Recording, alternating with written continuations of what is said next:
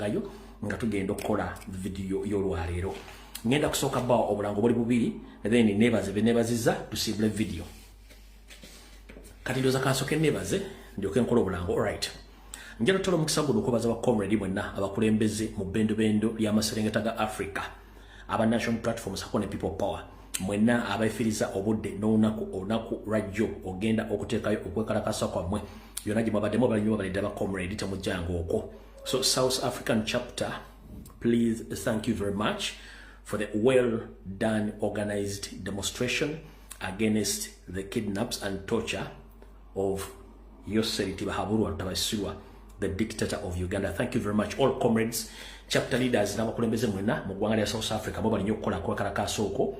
Sobola kuzanya butambi kuba bidde tulina butono nnyo naye nga mbatumiddeko mwenna mwebale kukola mulimu ogwo mwenna beekalakaasiza abavudde mu bitundu by'enjawulo aboogera ennimi ez'enjawulo bo balinyo mwebali ddala. Alright, njogera okubaza abakulembeze ba national platforms ako people power mu ggwanga lya Bungereza ba chapter leaders n'abantu sekino mwenna baagala enkyukakyuka mu ggwanga lya Bungereza. Olwaleero musibye ku street nga buli mu kwekalakaasa nga mwogera ensonga ez'enjawulo ezirimu bannayuganda omuli okuwamba n'okutta n'okutulugunya bannayuganda mwe balinyo mwebalire ddala mwenna abakulembeze bawere wishers abagala struggle n'abagala enkyukakyuka mwenna abadde olwaleero mwe bali kwefirizaayo olunaku n'essaawa ne muleka sente ezibawoomera ne mugenda okwekalakasa mwenna abakulembeze ba national platforms akone popo Bungereza namwe mwe bali nnyo. Bwe nva onjala kubaza abakulembeze ba chapter zonna ezisangibwa mu ggwanga lya Canada. Maye Canada nnene nnyeri ng'ekizibu erinamu ebiwayi binene nnyo. So mwenna abannayuganda bawangale mu ggwanga lya Canada ab'enkyukakyuka essaawa zino manyi mugenda kwekalakaasa eri abeekalakaasiza edda mwenna mwe bali nnyo okwekalakaasa okwetoola ensi yonna naddala mu nsi zemmenyeeko. Tulinze ab'omu America nenga ab'e Canada, Bungereza, South Africa ne Europe mwe bali nnyo bali ddala. Njala okubaza n'omukulu gwe bayita Dr. Nico ono nga wangalya mu ggwanga lya Budach oba Netherlands. Dr. Nico, whenever you are, please, thank you very much for loving our country and fight against the dictator and the brutality against the innocent Uganda. So whenever you are, Dr. Nico, thank you very much. Era njala bategeeza Dr. Nico ali free taba bamukutte abale bamuta ziri ensi zirina eddembe zirina democracy. So naye bali nnyo balide mambalo bebazawe batukanira kuyisa obulango bubiri bwokka then tusimbule video. Alright, obulango bubiri bwokka. Akalanga kasooka era kabaganda ffe abagendo abategese okwekalakaasa bagamba bati nti Museveni free all political prisoners. Venue at Gallery, Vancouver. Date Saturday 10th May 2025 at 3:30 p.m.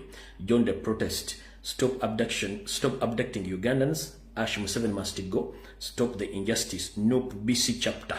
Bano bo bagina kwekalakaasa olunaku lw'enkya abannayuganda bawangale mu ggwanga lya Canada naddala mu bendo lya Vancouver. Bakutegeeza lunaku lw'ekyagala ku mwezi 10 mwezi gw'okutaano 2025 bajja kwenda okwekalakaasa ku saa 9:30 eza kawungeezi. Bagambye beegatteko nga bali ku miramwa ekigamba nti Museveni lekera okuuma bannayuganda, Museveni tuviire genda, ate Museveni lekeraawo okukola ebintu ebitajja nsa naddala okuyigiriza eddembe ly'abantu. Bano ba chapter eya BC chapter mu ggwanga erya Canada kekano akalango kaabwe kuba tugenda ku speed ya yiri.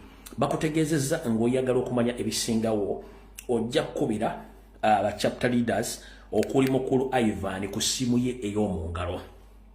Eri kasalaba emu 236 3 emirundi 3 eyo mwami Ivan chapter leader akugambye nti bw'omwetaaga okumanya ku demonstration najja kuba ku ssimu y'omu ngalo. Kasalaba emu 236 3 emirundi 3 7 ye mwami Ivan. Bw'aba akubuze osobola okukubira mwami Simoni ku ssimu ye ey'omu ngalo. Kasalaba emu 672 9 emirundi 3 ojja kuba obafuna then ebisigadde bajja kubulira bwe bagenda okwekalakaasa n'essaawa. Alright, eno eri geno bakutegeezezza nti bannayuganda bonna Nope Canada chapter invites you for a all free political prisoner protest which will take place on 9th of May 2024 at 2 p.m. Sakofa Square, a former Dundas Square, a 1 Dundas STE, Toronto, area Toronto.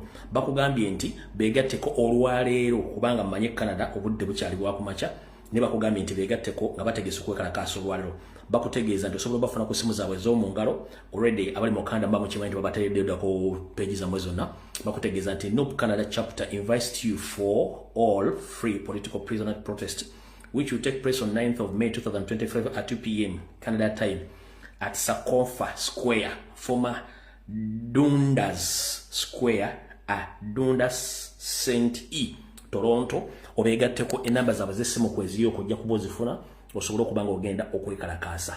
Alright, kati obulango babuweddeyo olw'ensonga nti kati tugenda kuba tukola ki? Tugenda ku video eyatuleese naye nga ngenda kusooka simanyi bamba w'ekigula lugi obudde buyinza okuba butulese naye ndowooza simanyi oba ekigula lugi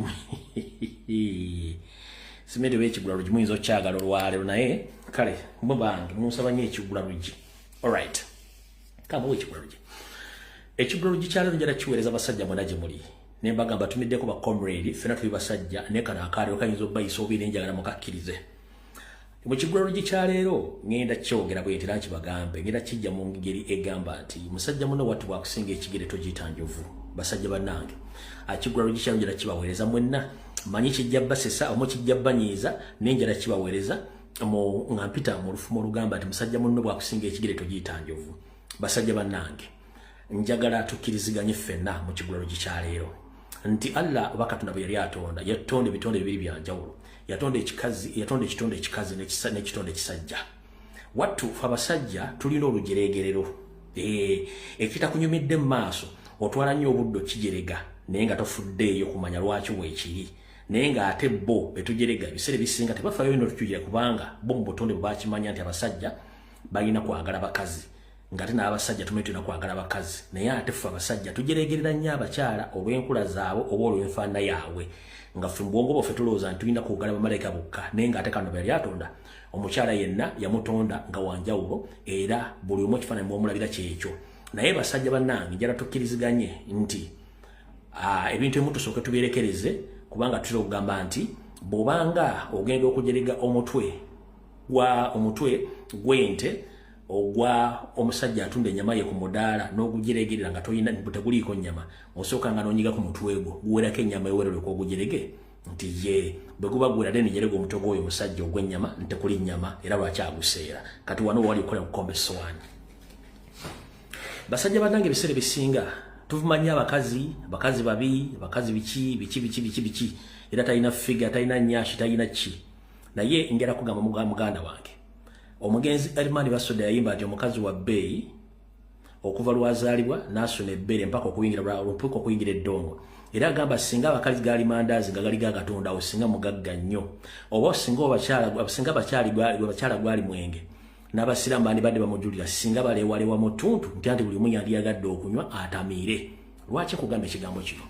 Muganda wange tonnavuma mukazi nkobogo bw'atalina kabina bw'atalina feesi oba bw'atambulanga atayagala wali otutteko obudde gwe musajja mukulu nga weesibidde mu kisenge kyo n'otunula bulungi mu ndabirwamu yo ng'oli mu kisenge bw'omu oggyeko buli lugoye lwonna osigadde bute oba buswa otunule mu ndabirwamu nga weetunuulidde bulungi nnyo olabe effigayo nga bwefaanana then olyoka osinzirawo otandika okuvuma abakazi kyenjagadde okugamba olwaleero nga tonnavuma mukazi yenna bwe yakula sooka oyingire mu kisenge ekyo ng'olyo bw'omu oggyeko engoye oyimire mu ndabirwamu bulungi nnyo osooka weetunulemu bw'olaga naye mukama kikino ddala ojja kukendeeza okuvuma abakazi n'obbamanyiira.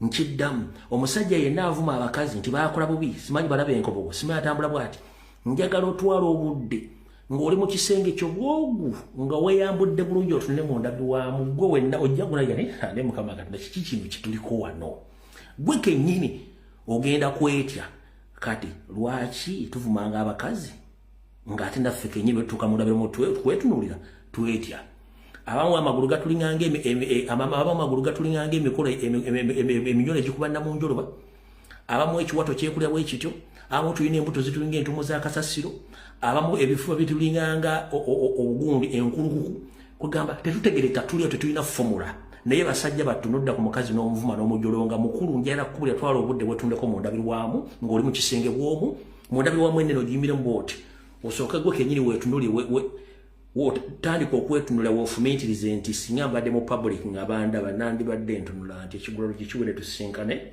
mu video gwetandise kati ekigwalo gikiwere.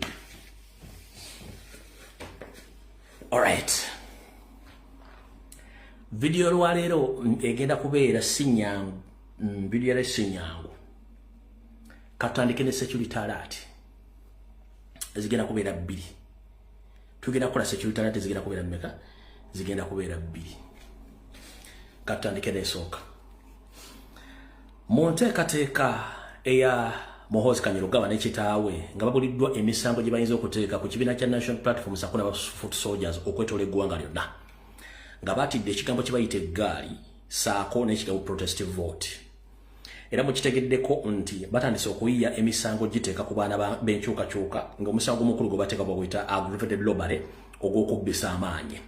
Kati jjukira abasajja bano baagenda ne batungisa ovulo zaffe endala ne bazibba.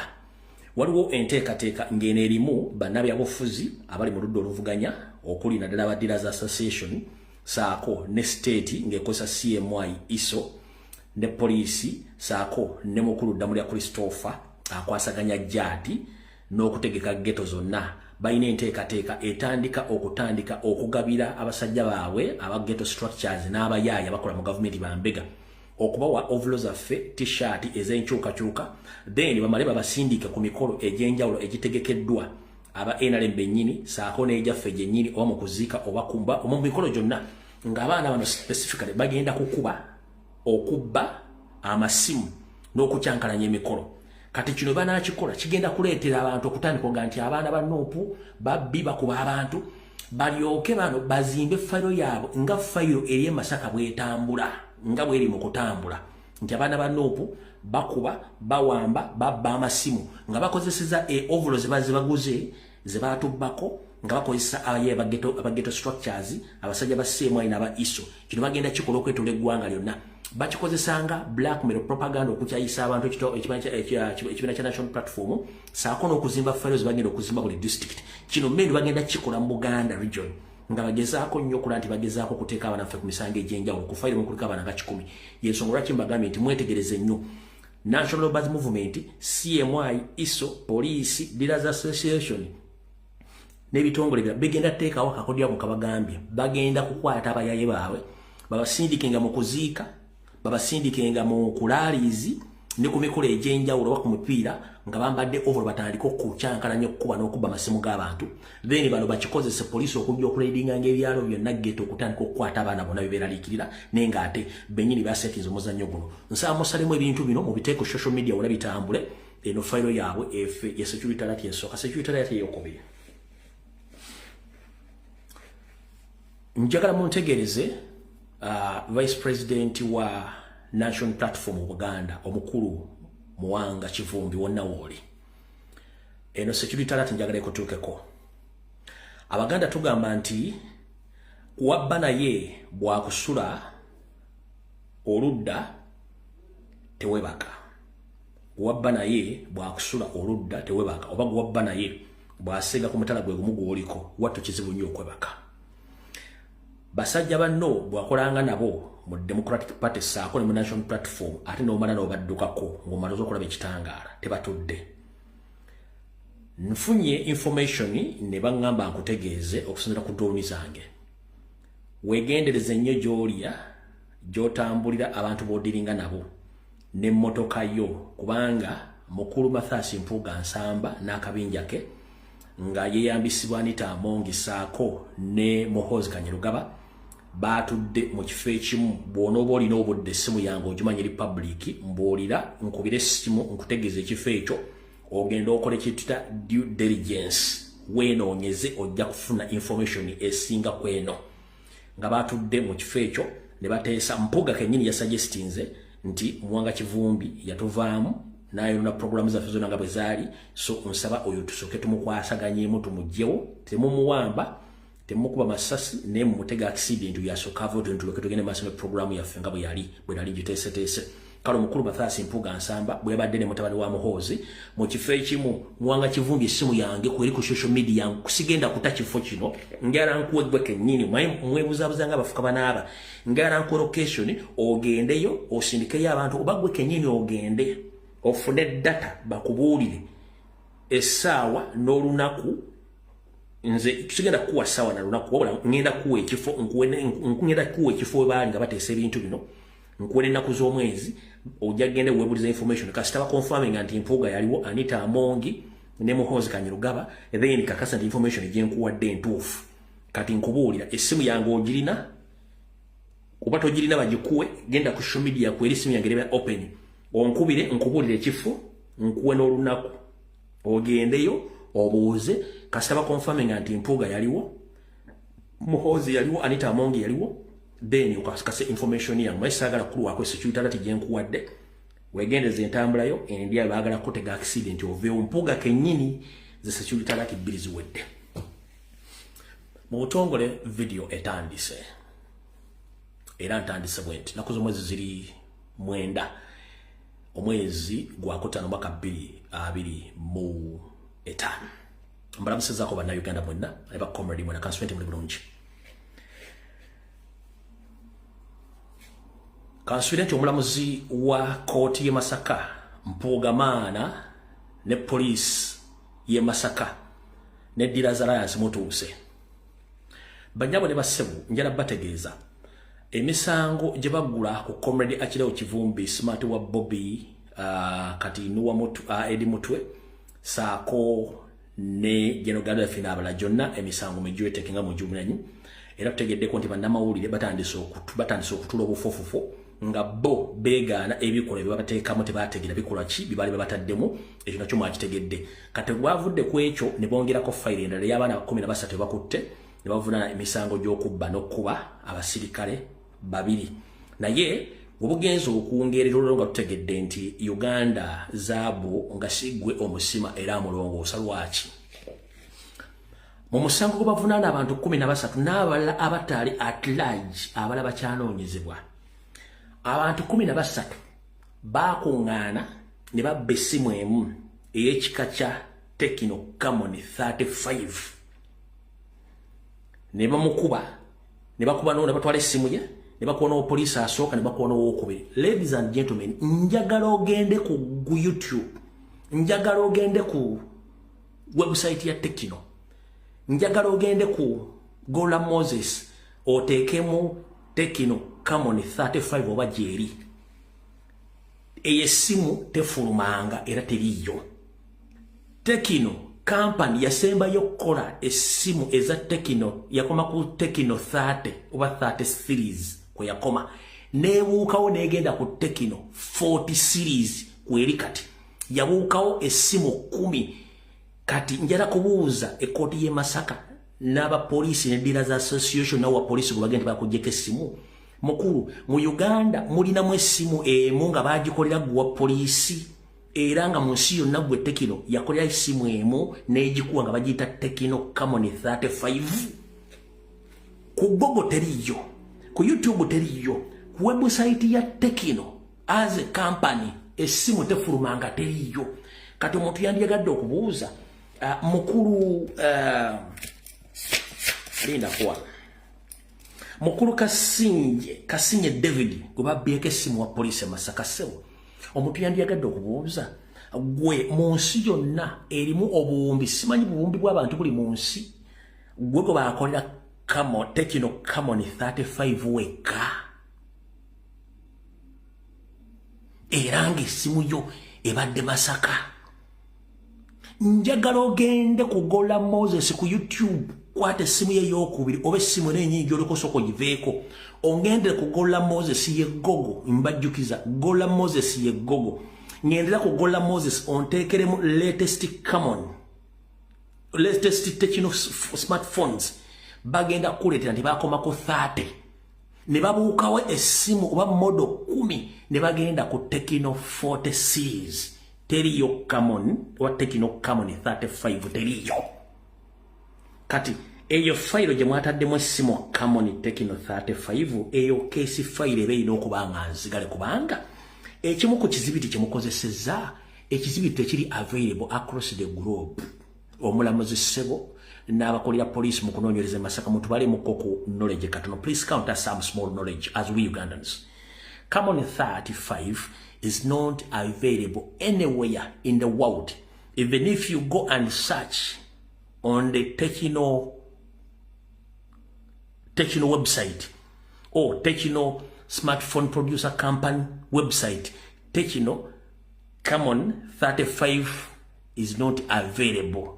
It wasn't manufactured. So where did you get that phone? Mr. Kisinye David, the so-called policeman. Where did you get that phone? The phone is not available across the globe. Even if you search on YouTube, you search on Google, you search on the Techno company, there is no Techno Common 35 anywhere. Teriyo. Kati kese no eyo musango guno erina kubeera nga yaggaliddwawo ate temukyusa ne mugamba nti mwakikoze mbuwoze human error temukigeze ne mukyusa ndi mwakoze human error. Teriyo. Esimu teriyo. Tugenze maaso ne mugamba nti abavubuka bano 13 n'abala bakyaliira ku nsiko nti ye bagenda maaso ne babba essimu ya Kasinje David Techno Common 35 ne bamukuba. Ne mugamba bagenda maaso ne bakuba omupoliisi omulala bamuyita Aimire Lakeri ne bamuleka mu kkubiro. Musamu ne mugamba nti bakuba omupoliisi Mulema Davis bamuleka mu kkubiro. Kati nze mbooza abakulu bwe tuba polisi yekola okunoonyereza n'eraga olunaku omusango gwatuukirawo n'eraga essaawa n'eddakiika omusango we gaddizibwa. Wabula mmwe mu keesi fayiro yammwe eri mu kkooti abasibe 13 n'abala abakyadduka abakyanoonyezebwa bazza omusango okuva ku ssaawa emu yennyini ey'okumakya mpaka ssaawa emu ey'akawungeezi ku lunaku lwe lumu. So tekuliko specific time and minutes where the crime was committed. Munsi ki bannange. So omulamuzi w'e Masaka naawe Inspector General of Police naawe wa poliisi yakoze fayiro eno gw'oyagala kuŋŋamba nti keesi fayiro yammwe teriimu ssaawa omusango we gwaddizibwa wadde eddakiika wabula mwe keesi yammwe eri open nnyo obaddiza omusango nti omusango gwatandika okuddizibwa ku ssaawa emu ey'okumakya yennyini mpaka ssaawa emu ey'okawungeezi ne guddizibwawo nawonna bazza omusango gwe gumu.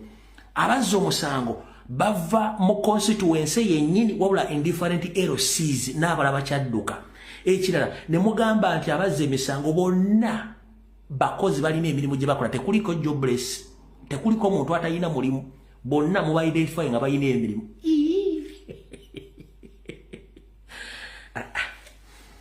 Mwe ogula otya omusango ku muntu nga teguliko ssaawa yaguddiza ompulya bulungi nnyo. Ekizibiti kye mutaddemu tekibangayo mu nsi yonna. Eyo Techno Common 35 tefulumizibwanko tekolebwanko mu nsi yonna teriiyo.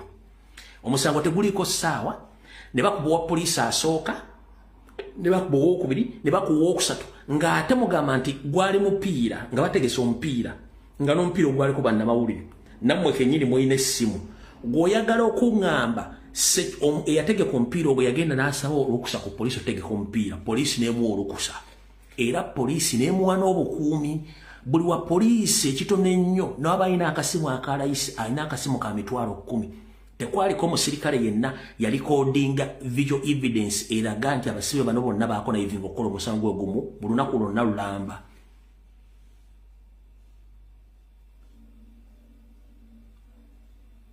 Eyo fayiro mugiggalewo. Omwe tubaga nti Selo Bihogo and Educative Bihogo muloza tusaaga. Eyo system bagita Selo Bihogo and Educative Bihogo tunde ente owerere ente.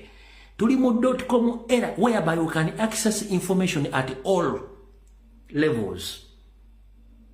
Nchidam.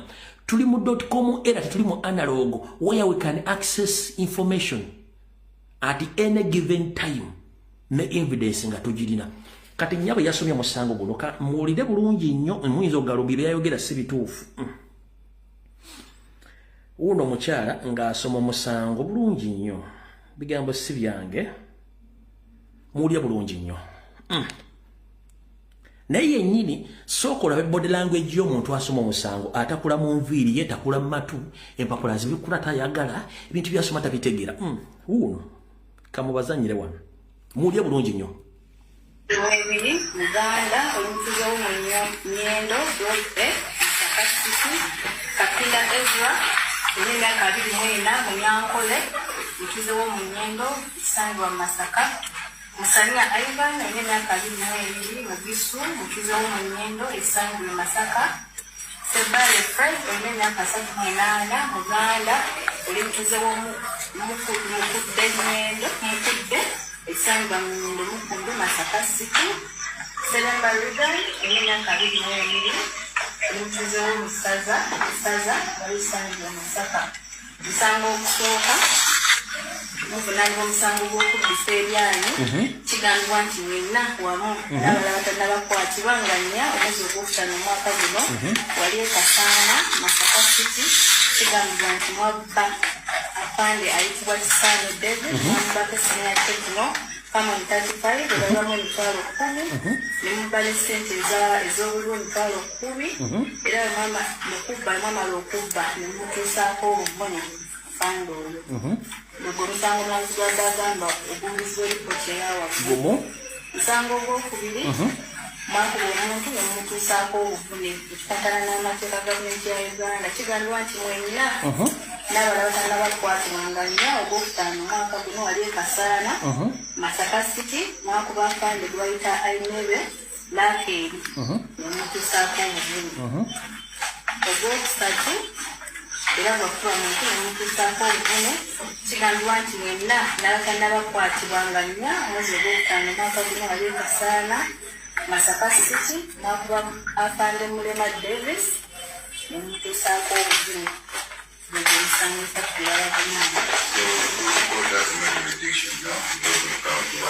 Namzagamba kote mtenga uza kuliza ndiyo musango wana kuli musango kutoka mwini kutuuzwa kuti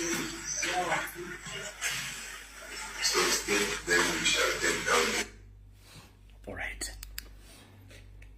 Kati under the mafia system, under the system sell a cow and educate a cow. Bagezako kulietingira Mathasi Mpuuga constituency nga tabagenda kukkiriza muntu yenna ayitibwa opposition okujjako yeka nga it's going to be a crime to practice any opposition politics in Nyendo Mukungwe in Mpuuga's constituency. That's what they are trying to portray. Nti bagezako kulietingira Mpuuga constituency ngegera kubeera nga teri muntu yenna muvuganya wadde agenda okumwogerako wadde omuzoganyaamu kyebagezaako kuteekawo n'ekirala bagezaako nti buli muntu yenna nazza omusango kati omusango bagenda guzzanga Masaka kubanga kati fayiro ey'abano eri open n'abala bakyadduka naye oŋŋamba otya abantu 13 n'abala atilaaji baatutte essimu etali yetafulumanga Tekino erimu 30 plus series tegula mitwalo 10 bwebanga ya sente entono nnyo Tekino eri mitwalo 4 plus njagala omuntu ali wano ng'atunda masimu e Kampala ambuulire Tekino Common 30 obekka wansi oba 40 egula sente mmeka kati ono atugenda ya mitwalo 10 njagala soka mukwatiraawo gundi typing ano mukebere twanguwe tuyine nkuwadde dakiika mukebere essimu egula sente mmeka linda ko wano mukeberawo twangu budde tuyina butono information sinagifuna si information na nyingi mukeberawo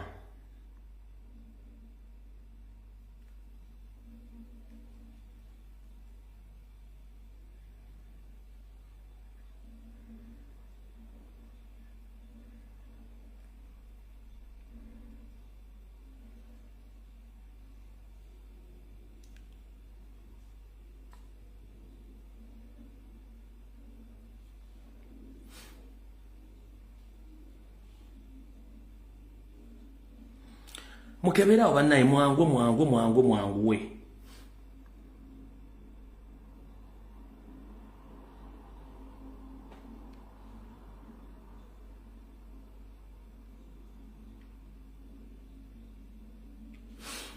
kati wano bandaga nti Tecno 30 Priam 12 GB RAM 512 GB RAM eneryanda 15 egula obukadde bubiri mwe mitwala na mugumu mwe 15 Tecno 30 kati ate olubangambe kinana mwe 5 kati eno 30 yenyini etali eri egula milioni 2 mitwala na mugumu milioni 2 mwe mitwala na mugumu mwe 15 kati eyono 35 jibabye mbwe mitwalo 10 pozi MC no mali ogamba otya mu Jamaica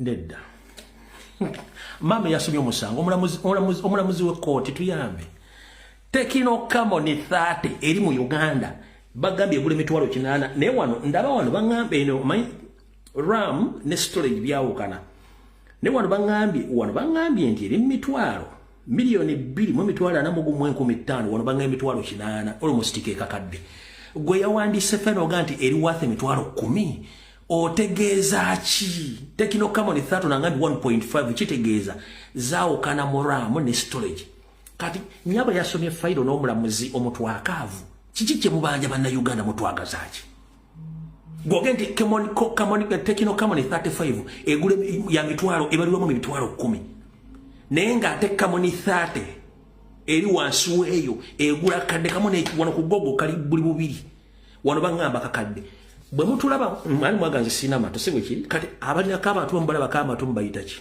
ladies and gentlemen nze sinama tu mwanga sinama tu which is okay na ye bana Uganda bala bayina amatu mbala bakama tu mubayitachi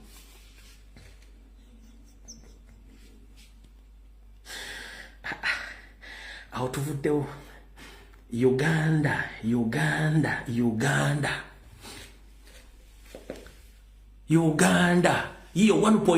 1.5 eno ya yino kakadde kamo n'ekitundu kati mukyala wattu gogambye in your statement ulira mulya bulungi nnyo Webiri Uganda olutuzo nyendo dote sakasiti Kakila Ezra Elena Kabiri Mwena Munyankole Mkizo wo Munyendo Isandu wa Masaka Musania Ivan Elena Kabiri Mwena Mugisu Mkizo wo Munyendo Isandu wa Masaka Sebale Fred Elena Kasaki Mwenanya Muganda Mkizo wo Mukude Mwendo Mukude Isandu wa Mukude Masaka City Selemba Rugai Elena Kabiri Mwena Mtuzo musaza balisangi omusaka musango okusoka muvunani omusango gw'okubiseriani kigambibwa nti wenna wamu n'abalala tannabakwatibwa nga nnya omwezi ogwokutaano omwaka guno wali ekasaana Masaka City kigambibwa nti mwabuka apande ayitibwa Kisaano David mwamubaka senior Tecno Camon 35 ebalwamu emitwalo 10 ne mubala ssente ez'obulwa emitwalo ebe muwulidde bigambo bya kooti na polisi si by'abantu era si bya kooti y'abantu bifumbirire nga bya Dealers Association outuvuddewo kyenjagadde otegeeza eggwanga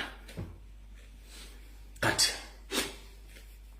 banyabo ne basebo nali nsabiddwa abamu ku bantu abalaba ensonga mu angles endala neesonyiwa empuuga era mbadde simugendako nnyo nga namwesonyiwa namulekera abantu abalala naye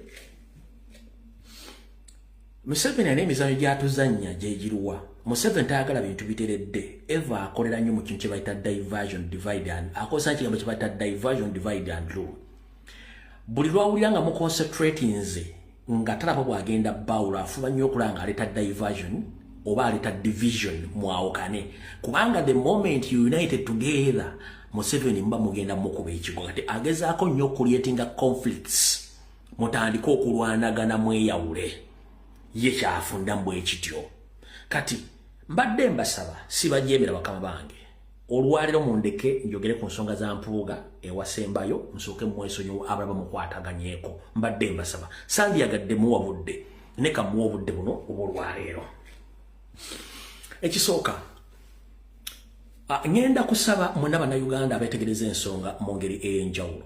1. Twamugambye mukulu ono agende mu kkooti awaabe, ensonga zijja kuvaayo, tannagenda mu kkooti.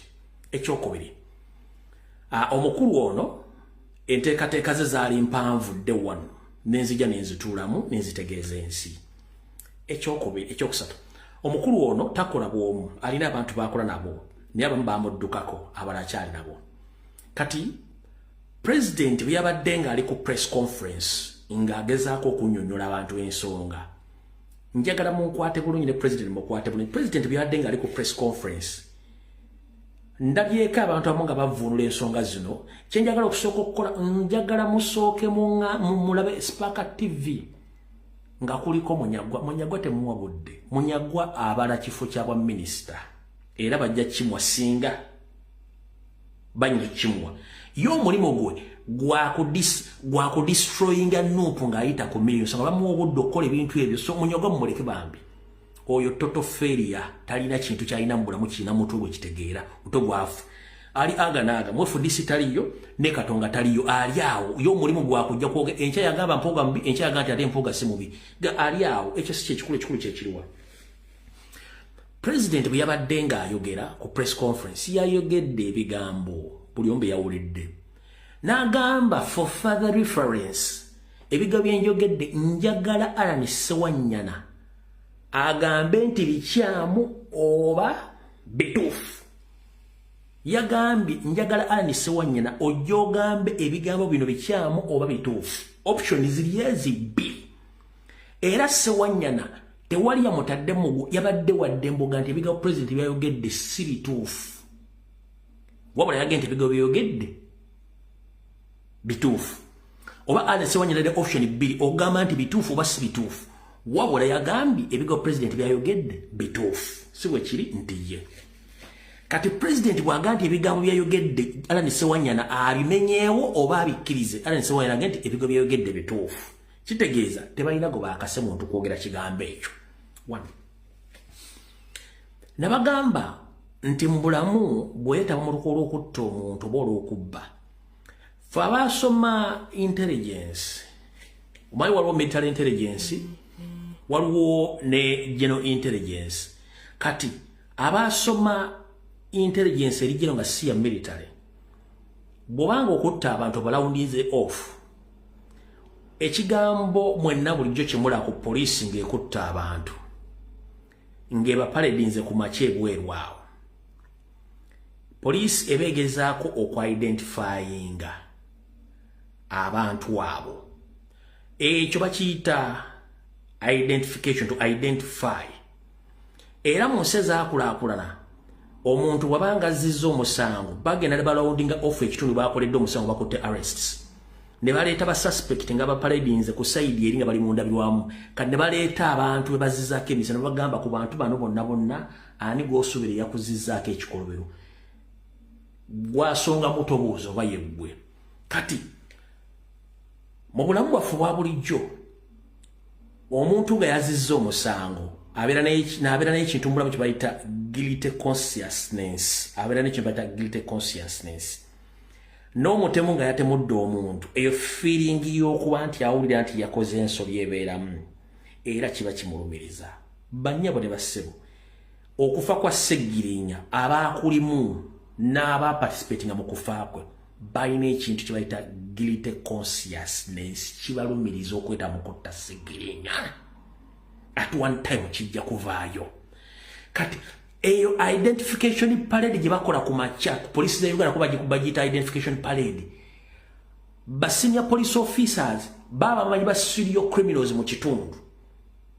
Kati baba identifying nti ono tumanyi mu mubbi ono mutembu ati era batalina misango geno kulanga bakoze eki babatane bakye madalya bayimirira.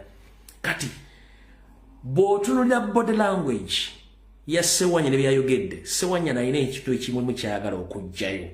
Kati w'oyagala tutagala nti yadde ayagala kijjeyo yakijjeyo wabula tekyaweddeyo. Immediately okumanya nti story yonna Mpuuga teyategedde nti agenda kwoyiwa amanda mu mbugo, mpuliriza bulungi nnyo. Bw'abanga Mpuuga teyetaba mu kutta Sseggirinya lwaki yavuddewo with immediate effect n'akola press conference n'awonenga Ssewanyana yabadde amuwonenga ku ki?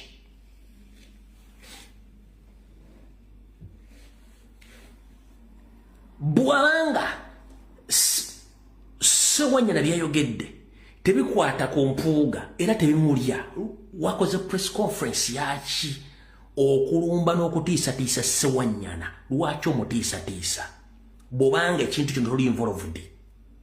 Kati bwe yamaze omutiisatiisa ate n'agenda akola ensobi yasembyeyo, ensobi erudda gye mutaategere, tuli mu forensics.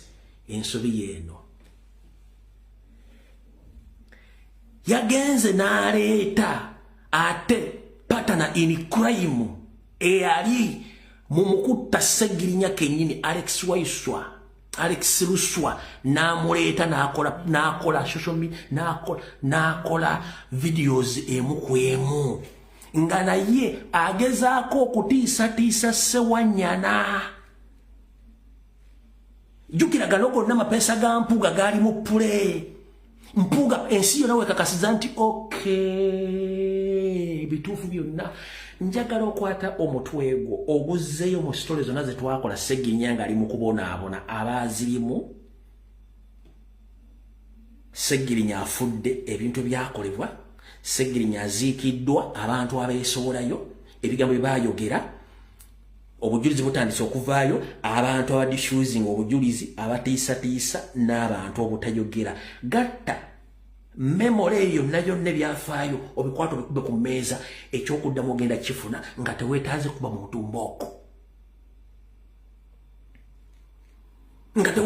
muntu mbooko.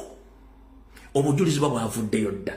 Kitegeeza the moment Mpuuga himself came out to intimidate Honorable Ssewanyana, and it didn't end there. Even Mpuuga instructed the co-partner in crime, Alex Luswa, to come out to intimidate Ssewanyana. It all gives the evidence that these people, they know what went wrong. They know. So, chiba kitegeeza Mpuuga automatically amanyi yali involved mu kujjawo Ssegirinya kati atiisatiisa balina obujulizi. Gwe teweewuunya lwaki mu ssaga ya Ssegirinya yonna mbadde nasirika nga sirumba gundi oyo Ssewanyana. Okujja kati one particular moment yagalanga okusirwala nenzija ne mukoona mu katono. Teweewuunya lwaki saakoonanga Ssewanyana. Kubanga namanya nga at one time Ssewanyana agenda kubeera key witness. When times to come Ssewanyana ajja kubeera key witness. Goloza lwaki Lweru baagala omutta kubanga is the key witness mu Rwenzururu massacre. Tugenze maaso.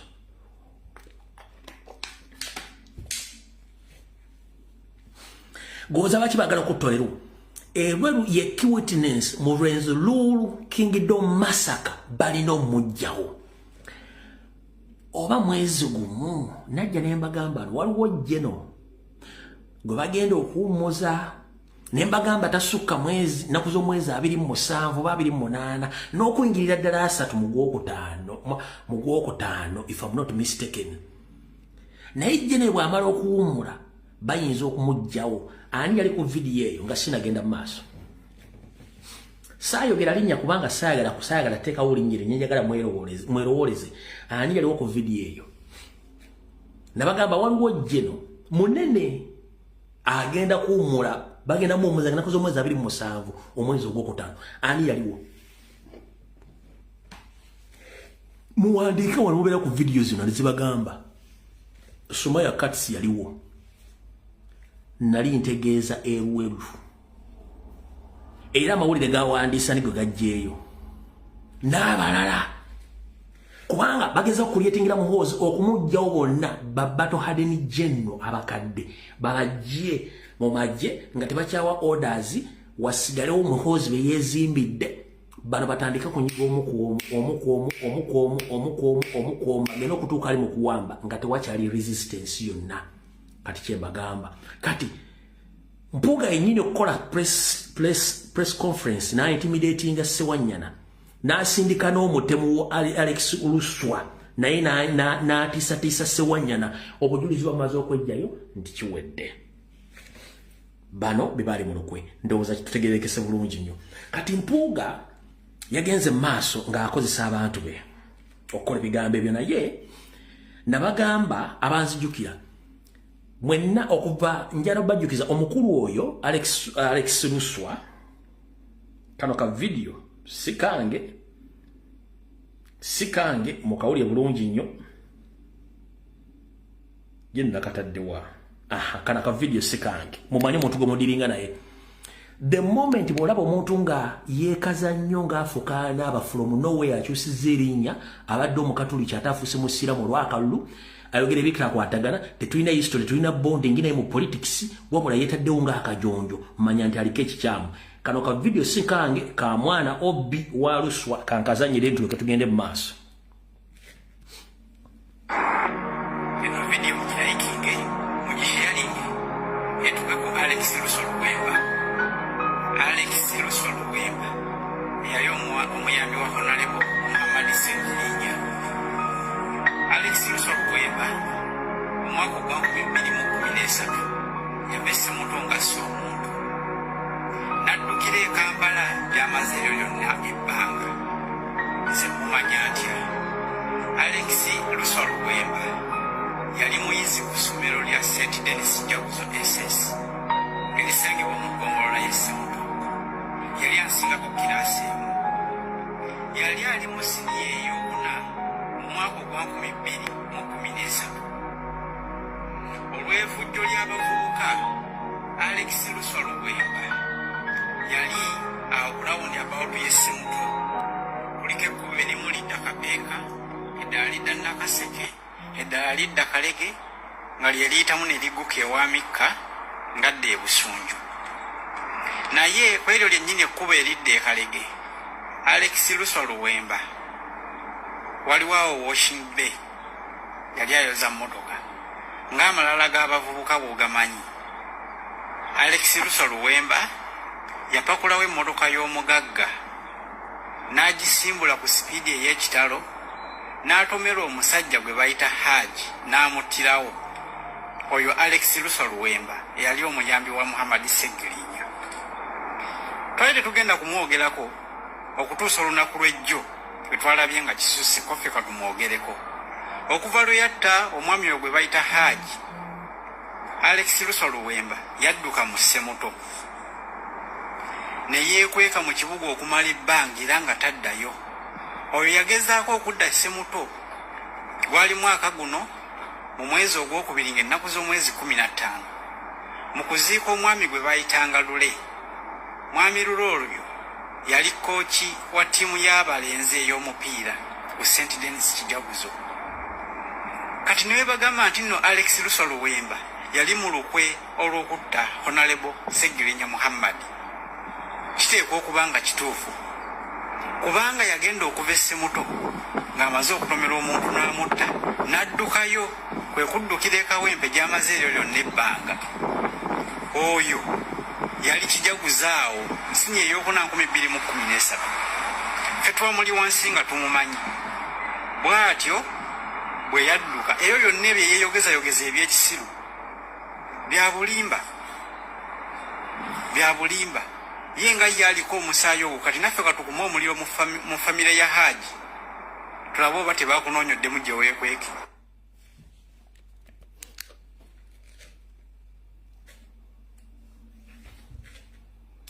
Mutegedde abantu betudiringa nabo, nze kasita omuntu yeekaza to the extent tasobola kuswala mba muta. Mutegedde bulungi, information is power. Omusajja already aliko omusaayi mabega. Kino kyali kimwanguira nnyo kubanga omuvubuka ono okujja mu Kampala by'obufuzi babeerako ne Sseggirinya era yamuyamba nk'okutimba ebipande nga bakyakola Achekinya akyali kansala yamuyamba kuyambala n'abula ne yeekweka. Yali ku ttiimu yatimba ng'ebipande bya Sseggirinya during Sseggirinya yakubira kampeni z'abakansalas ng'akyali kansala, then omuvubuka n'amala n'abula. Kati Sseggirinya bw'alingira national platform njala tubeere bamazima mwalabako mu struggle yafe omuvubuka gwe bayita Alex Luswa Luwemba tabeerangamu.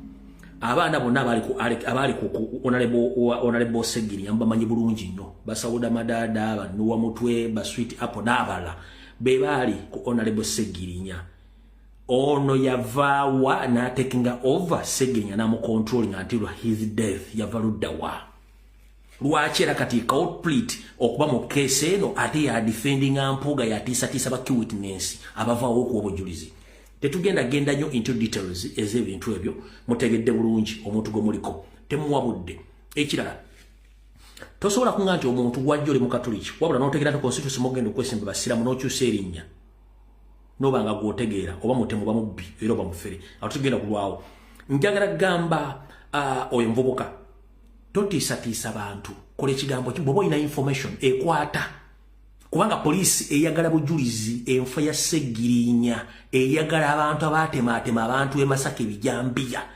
bw'oba olina obujulizi nga buluma omuntu yenna mu national platform yat participating mu kutemaatema ebijambiya genda ku poliisi Masaka oba genda Naguru oweeyo file n'obujulizi baani abaali mu kutta abantu mulekerawo kutiisatiisa tuli mu .com era tonga musimanyi top simanyi emunash kwata bulungi nnyo obujulizi bwo nga buwandiike buliko n'obujulizi ogende Naguru obe Masaka otekeyo obujulizi bwo nga ne mu kooti ogenda kuyimirira obujulizi obwo mulekerawo kutiisatiisa ompulira bulungi nnyo gwe Alex Luswa Luwemba bw'oba oga nti mu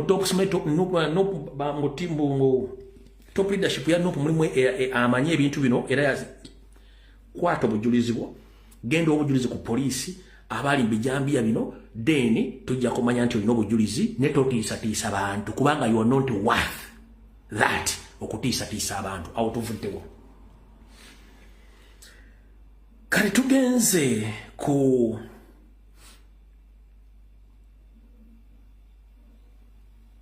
katusooke tuddeko wano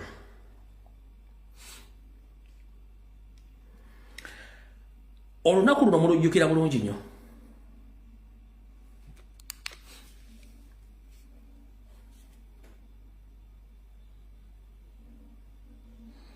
olunaku luno mulujjukira bulungi nnyo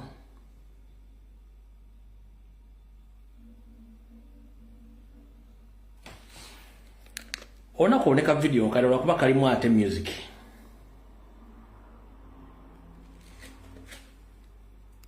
olunaku kayimba kano kalimu music naye lwerwa natuula netwala obudde n'ekikolaki n'ekikolako ndisaba anakintusizaayo akimutwalire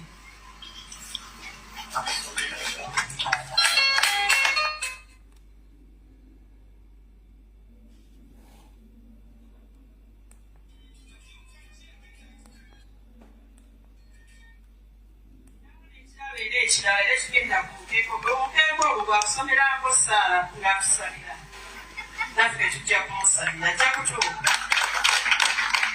kino ekirabo kyandabirwamu kya pulezidenti wange omulungi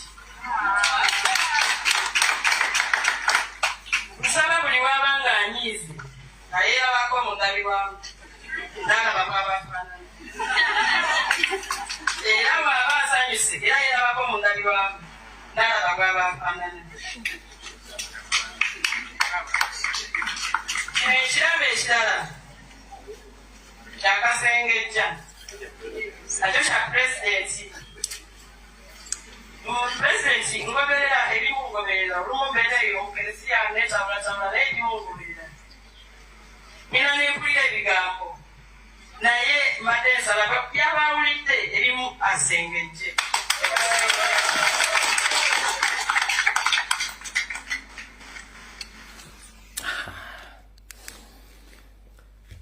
watuulakawo ne weebuuza ebiramu mama wa mugenzi ssente bya pulezidenti amakulu gaabyo wano yamuwa omukeeka omumyufu nga guli presentinga Kaya National Platform okusabirako oba okuwummulirako nga bumyufu n'amuwa endabirwamu yeetunulengako buli lwabanyiize mwali mumanya akabonero ako bw'otunula mu ndabirwamu weeraba ne weefumiitiriza ne weeraba n'ekyotasobola kweraba mu bwenyi bwo kubanga tuli mu ndabirwamu kitegeeza yamuwa endabirwamu ng'amusindikira obubaka weetunule muolaba abantu nawe wennyini weetunemu weerabe wetisse omugugu niyo omugugu wetisse tonda gutegeera bulungi akasengejja mu akategeera banyabo ne basebo Mpuuga de Mapuuga yatuukirira buli famire y'omuntu eyattibwa during the struggle n'agigamba bagenda juwa ssente eveeyo etandika confirming nga Robert Kyagulanyi Ssentamu mu yattisa abaana baabwe ne ku lunaku olwo lwennyini maama okuwa Mpuuga akasengejja akawe president maama wa Frank Ssente ze yatuukibwa Mpuuga emirundi egiwerako ng'amugamba aveeyo mu lujjudde agambe nti Robert Kyagulanyi Ssentamu National Platform be batta omwana we President Onesimu ya mama wa Ssente za bakomredi mwina mmanyi mama Ssente za mubuuze Mpuuga tamutuukirirangako mugamba nti aveeyo agambe nti no papa president of yali mukutta omwana we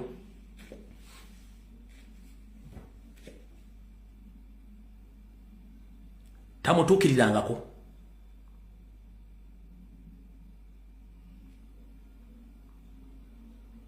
sige kifaananyi bamala okutta Segirinya Mpuuga atakinga over family atandika ogikozesaagaddeyo engali ng'embwa etunda omuzigo to the extent n'ajawulamu n'afunako ekibayi kye n'atandika obbakozesa zigizaga n'abateekamu ne influence n'abaana bennyini tebaali mu kuziika kitaabwe ng'abakwatidde wansi. That is Mpuuga we are talking about. Mpuuga yalumba mama ssente za mugambe ssente weezirigamba nti Kyagulanyi yalimu okuluko olwatta ssente za muwoza mwabiwulira bituufu kwe kwata akasengejja akawe president niko kusengejja abaana n'okusengejja abasajja abo. He knew oyo musajja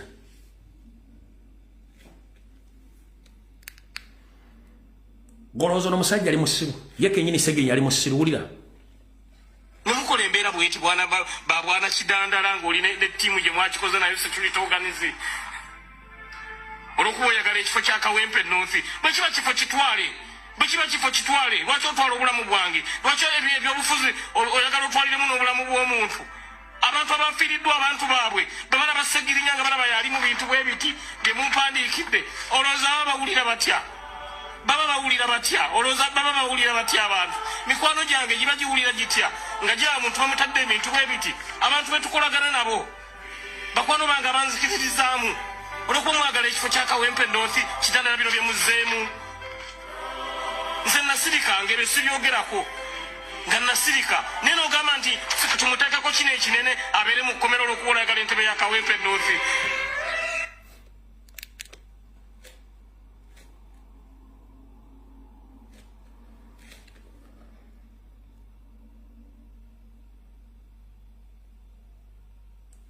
nakano kankabazanyire mwangamba ni abasiba bani waliyo Honorable Mpuuga ne wabeerayo Honorable Bwanika ekyanteesaawo eddwaliro kuyamba bantu butafa ate yateekawo eddwaliro kuyamba abantu obutafa ate abatta atya kati muli ani yaziisa omulambo emboozi eri ani yatema abantu Masaka neŋŋamba mu constituency yange eri Kampala ne constituency yalani eri Kampala lwaki ebintu bino ate ebyagwe Masaka ate bakwata nze n'alani ab'e Kampala ate abava mu constituency ezo bo nga teri abanyezeeko abamu kuba bakwase wano Masaka kirinya kyali kinene ali nabo nga tugenda e Kalangala ne babayoolanze ne bandeka mu kibira ne bannanga balanduzanga 10 temunaba ku bavubuka balina gye balumba nga bakutte ebijambiya abayibijambiya mwagala bafaanana batya ate ngaabo balina akakwate ku muntu w'e Masaka mu ngeri emu oba endala temunnakirabako. ebibuuzo ebyo newandibadde nga mwebuuza okusinga okugamba gundi ate lwaki bwe yafulumya atya gundi yakoze atya kubanga enfuluma yaffe nga wona lebala nibwakugambye yali mu mateeka ate teyateesebwako nebinsobera naye nenjogera n'abakulu nebagamba nti tumukkiriza kino nkiddamu teri yatuteeseza ate naffe tetweteeseza okututa kinyala okujja nti waba mukomera abali bamulwanirira be mukomera abaani badde basakibaliga nti ofuduusa mukomera eddembe lyo naddala nga bakwatidde bwereere naddala nga bakusibidde bwereere naddala nga bakufulumiziza bwereere ate tosobola kuliteesaako olekotesane nakyemalira nteeze bange ate ku kibu wali bakwatira mu kapasite ki kino kyaffe kya byabufuzi olaba omuyisirayiri omusibira mu ggwa anegosyetinga ne Hamasi etawo omusibe gw'alina abaffe mwali muteesa ku ki abaffe bwe wali ogenza okuteesa n'omusajja akuba abantu baffe waki mutegera kyengamba so keep your eyes on the prize mufokasinge alwati tugendagendayo abazze bangoberera simanyi mukyalina vidiyo zino ne memory nagamba Honorable Segirinya nga yakawangula ne muganda wange be very careful with the DP block. Be very careful with the DP block. The likes of Mpuga, Abedi Bwanika, Kidandala, n'abalala. Ne mugamba be very careful. Oyinza obutalayira oba oyinza obutamala ku kisanja kino bw'otegendereze. Abaliko nga mungoberera njagala muwandike comment eyo nti sabyogera wano. Kamala okunywa ku mazzi. Naye nga bwe bagamba nti bw'omalanga okubba nawe bali kubba. Ku bantu abasooka okuluka enkwe zisaanyaawo Segirinya mwalimu Kidandala. Kidandala baamusiba ali South Korea. Baamusiba emyaka 6+ lwakufujalinga mpapula zitwala abantu South Korea kuyingiza abantu mu bimibwa amateeka South Korea. Ali mu komera temwebuuza gyali nkiddamu. Baakola byonna ebisoboka okusuula omuvubuka ono n'omutta. Naye eyasooka okukola olukuddu mastermindinga Kidandala ali South Korea mu komera. Baamusiba emyaka oba 8 oba 6 between 6 to 8 years. Bamusiba emyaka 6 ku 8. Kidandala ono yafa eyamutekamu yatandika okutekamu empiga mu bintu bye ali mu South Korea bamusiba emyaka 6 kuba 8 lwa human trafficking. Bwe nalinga Segirinya yakawangula namugamba nti namugamba basajja oyinza obutalayira bwe nomaze okulayira n'otandika obesembereza oyinza obutamalaako bayinza okujjawo kiki ekyaddako.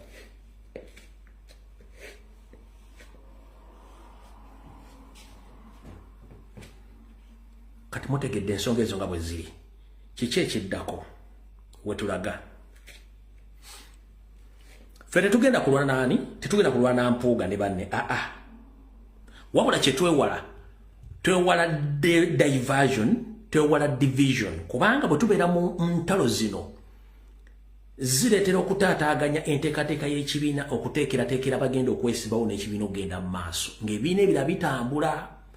Kati division ne diversion zino ne court cases kidnaps ne arrest zino tufokasinga nnyo ku nsonga z'okuwamba n'okutta we batuvugira. Njagadde njogera ensonga zino zibeere nga zimanyikiddwa bulungi nnyo ensi ezitegeere mu bwangu era buli omu azitegeere. Saagadde nnyo kuwa mukulu oyo budde olw'ensonga ebyokumwogerako nina bingi naye ate obudde nina butono ku ye. Wabula na kino kankiyiseewo buli omu akitegeere.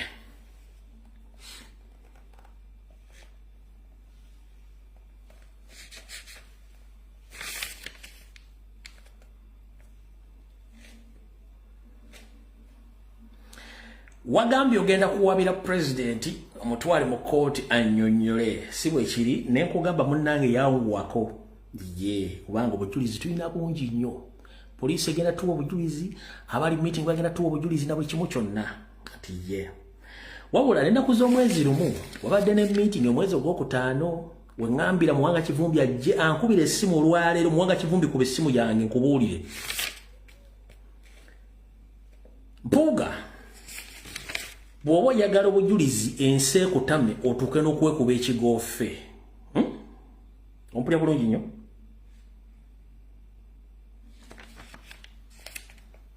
Uliriza ebigambo bino. Wali osinkanyeko Ketty Kavuma. Wali osinkanyeko Ketty Kavuma.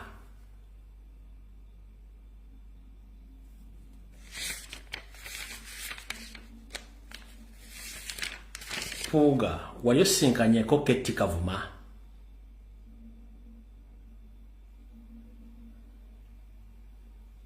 Wali osinkanyeko Yasini muganda wa Ketty? Ng'okozesa girlfriend ng'okozesa side dish ogwo bayita Aisha? Mpuuga wali osinkanyeko Ketty Kavuma omutegesi w'ebivulu ne muto we Yasini nga bakuyisiza mu kyalo bayita Aisha side dish wo?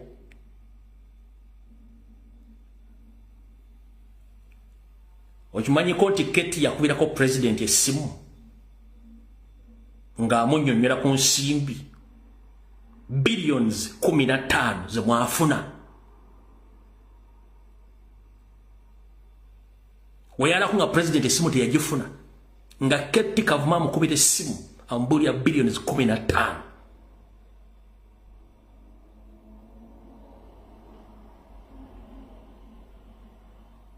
Oyagala obujulizi obulala?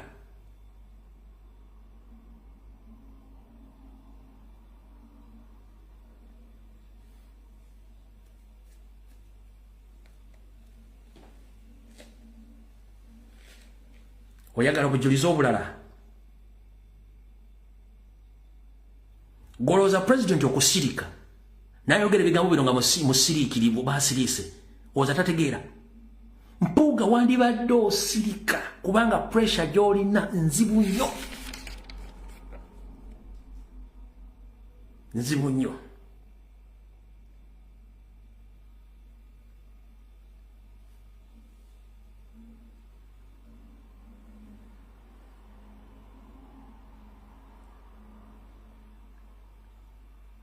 Billions omukaaga tojja kulayira ze wafuna ne Sseggona ne bannammwe obujulizi tubulina n'asobola okuwa obujulizi abulina era ne president abulina kuba nabwogerako dda. Billions mukaaga eza tojja kulayira.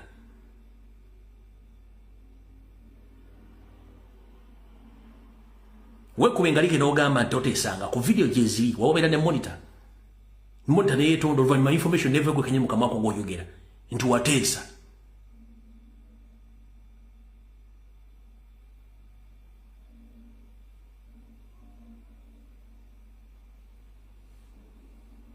Nze nkugamba gwoba oyagala kuwaaba waaba, naye ekizibu ekiriwo ffe tetwetaaga diversion na division kuba mutuwiisa tudda mu ntalo zammwe ez'okulwana entalo z'ekisiru. Wegenda mu kooti oteekeyo omusango ebisigaye tujja biwoza.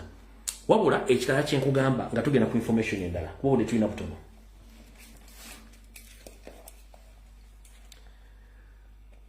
Bw'oba oyagala ensewuniikirire, bw'oba oyagala ensewuniikirire, meeting gye mwalimu nga lumu ogwokutaano Muhoozi n'Anita Amongi bagamba batya?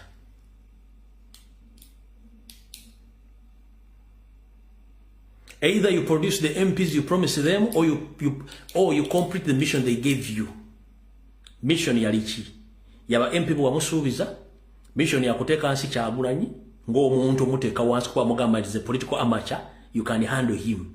So political amateur bw'ayita political amateur akufuukidde akayinja mu ngatto. Bakuwadde emyezi 2 to produce the results. If not, oyinza okwetuga. Ladies and gentlemen, bw'omuli omusajja oyo yakufudde kikutu kuba yagudde ku accident oba batandiseko emisango gya corruption teweebuuza, oyo Demapuuga. Bw'oli amutandika emisango gya corruption oba yagudde mu kirabiro yafudde pressure teweebuuza kubanga bamuwadde emyezi eki okuproducinga ba MP be yabasuubiza nga balidde ssente zaabwe ne ssente zaabwe zizaayo oba okuteeka nsi Kyagulanyi kyatakyasobola.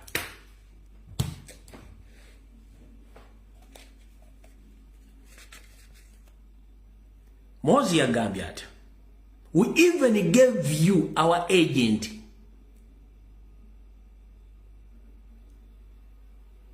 to get in touch with her so that she can come near to Bobi Wine and complete the mission of assassinating Bobi Wine. Mu meeting gye mwabaddemu nga lumu ogwokutaano mwezi guno nga gutandika.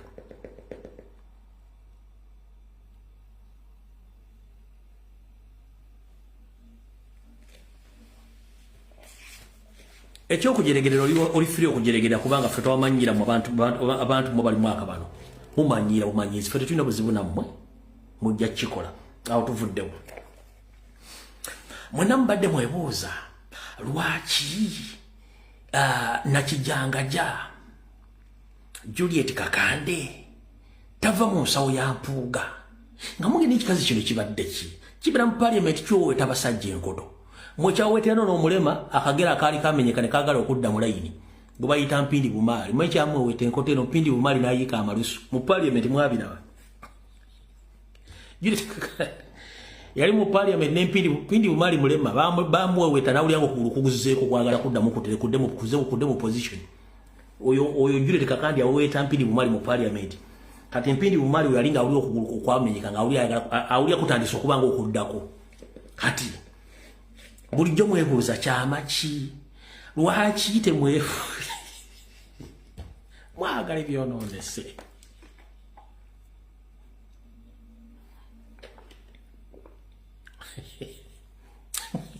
mwagala ebyonoonese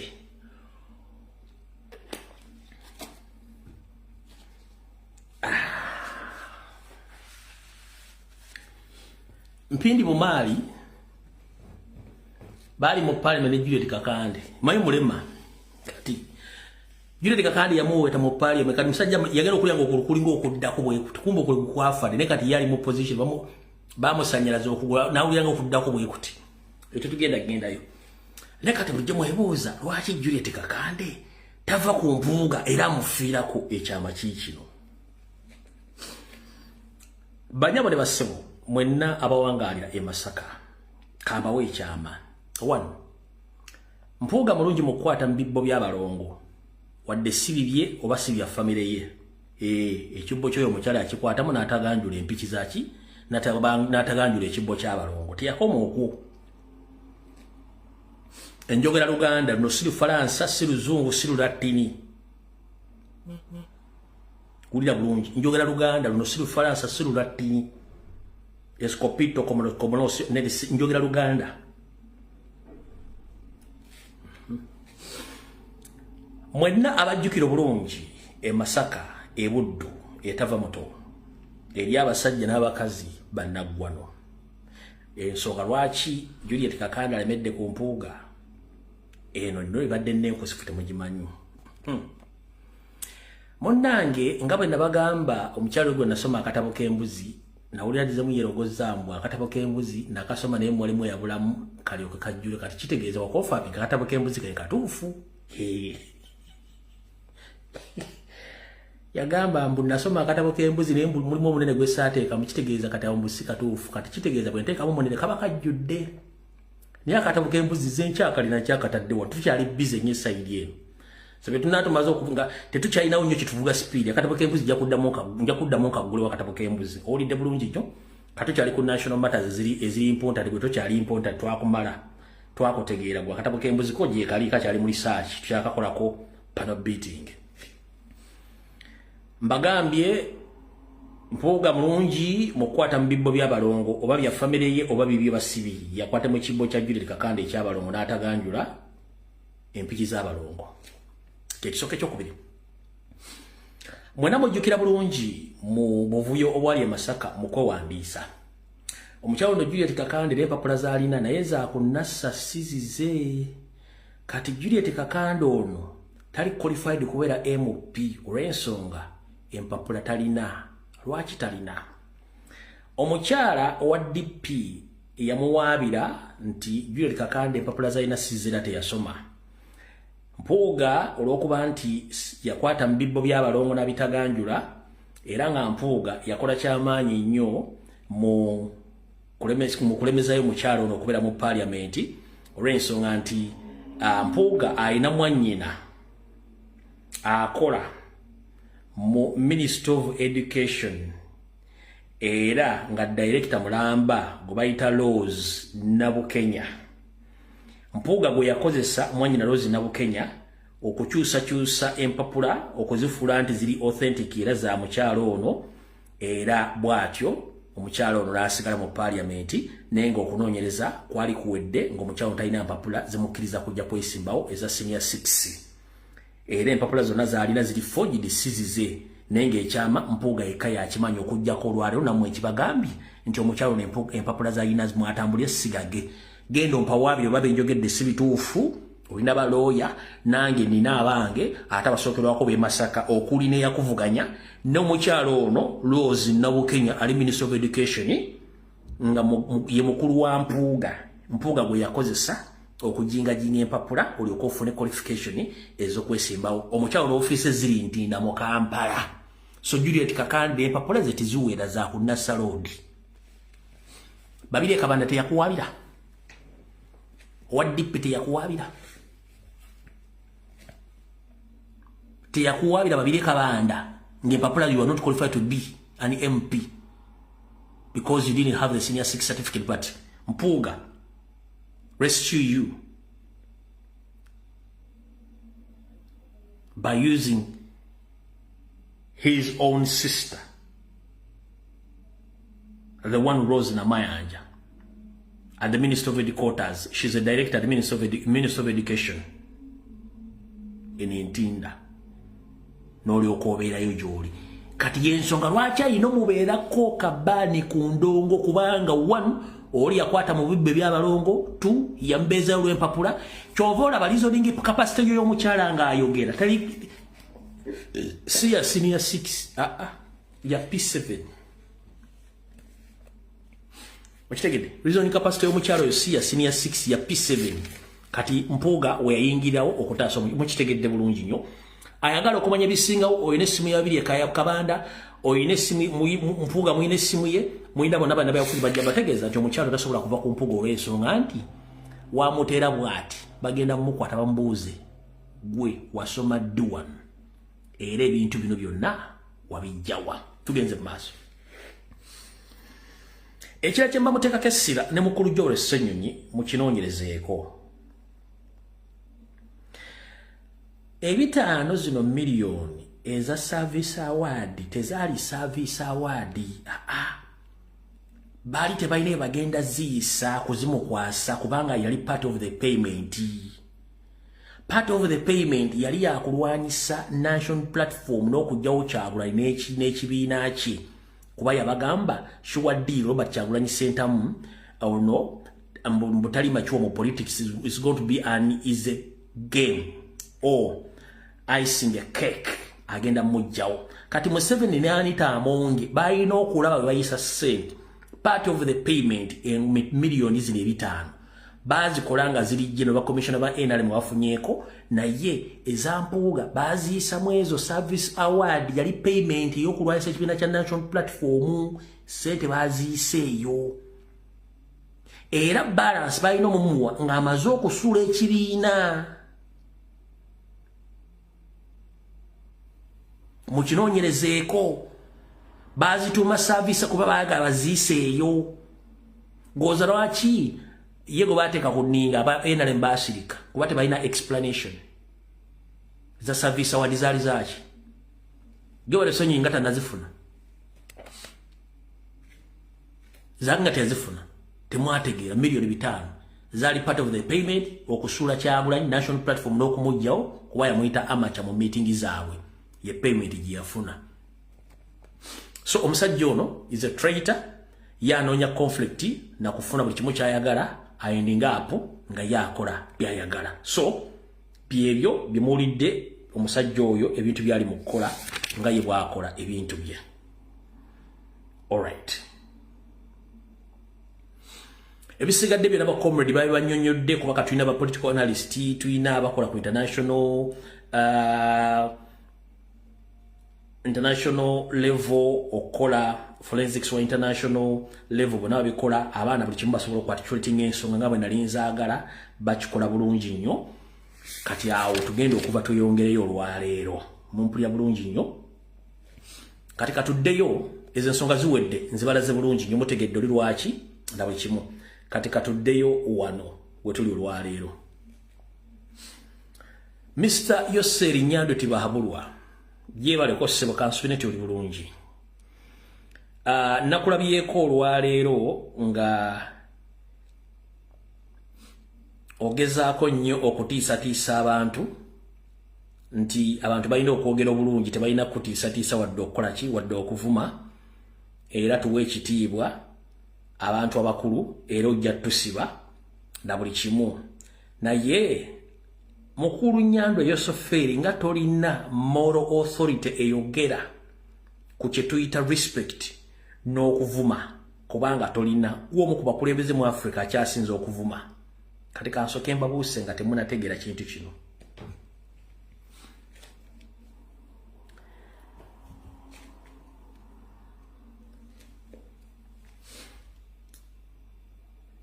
olukuŋŋaana lwa High Command olwatudde wiiki eno Yosero lwe yayise teyaluyise nti yabadde yeyagalidde nedda buli lwayita High Command oba abakulembeze ab'oku ntikko abaduumira amagye n'abasalawo ensonga aba abayise ng'alina kyayagala bamuyisizeewo oba nga waliwo kyayagala okukola omuntu yandiyagadde okubuuza mu kaseera kano mpawe kaagalwa kyeyise High Command ng'ate abantu be yayise si bateekeddwa okubeera mu High Command ye be yayise be baluwa wulira Museveni bw'agamba nti yayise High Command invited the High Command UPDF Defense Council on rally cases including bano be yayise all UPDF Infantry Division Commanders Division 1, 2, 3, 4, 5 and the Mountain Division kati bwayita all UPDF Infantry Division Commanders kiba kitegeeza yadda communicating n'abaduumira amagye oba bakwasaganya amagye bonna amalwanyi okuli division number 1 division number 2 division number 3 division number 4 division number 5 ne Mountain Division ompulya bulungi nnyo n'agenda maaso Special Forces Command SFC Military Police JAT and CMI IGP ISO ne ESO abo bonna bali mu intelligence n'abakulira SFC abokusatu all commanding officer brigade commanders battalion level commanders of all UPDF fraternity units and formations the aim of this high command is to give orders to the commanders as following bw'amala okuyitawo bonna abakwasaganyizaako okubega okukola effujjo okutemula n'amagye ge yeesiga bino bye bakkiriziganyizaako ebitabaddewo bya bulijjo to take charge of general security during the general elections that's not their duty mbu akasooka mbu okutwala butereevu obukuumi bwonna obw'okulonda okujja ekyokubiri to obey and execute orders the command of any sort mbu okukkiriza ebiragiro byonna ebinaava ye gy'ababagadde okukola babikole kola olunaku. This High Command and Defense Council is most like a preparation for Muhoozi to take over the government. Nti ebiragiro byonna n'abayitiddwa bonna ne Defense Council yonna kyerekedde butereevu nti yabadde ateekerateekera kuwa biragiro ebikkiriza abantu bano okutwala butereevu Muhoozi okuba nti yagenda okuba biragiro n'okutekinga over government. Ntuza mukitegedde bulungi bulijjo kye mbagamba.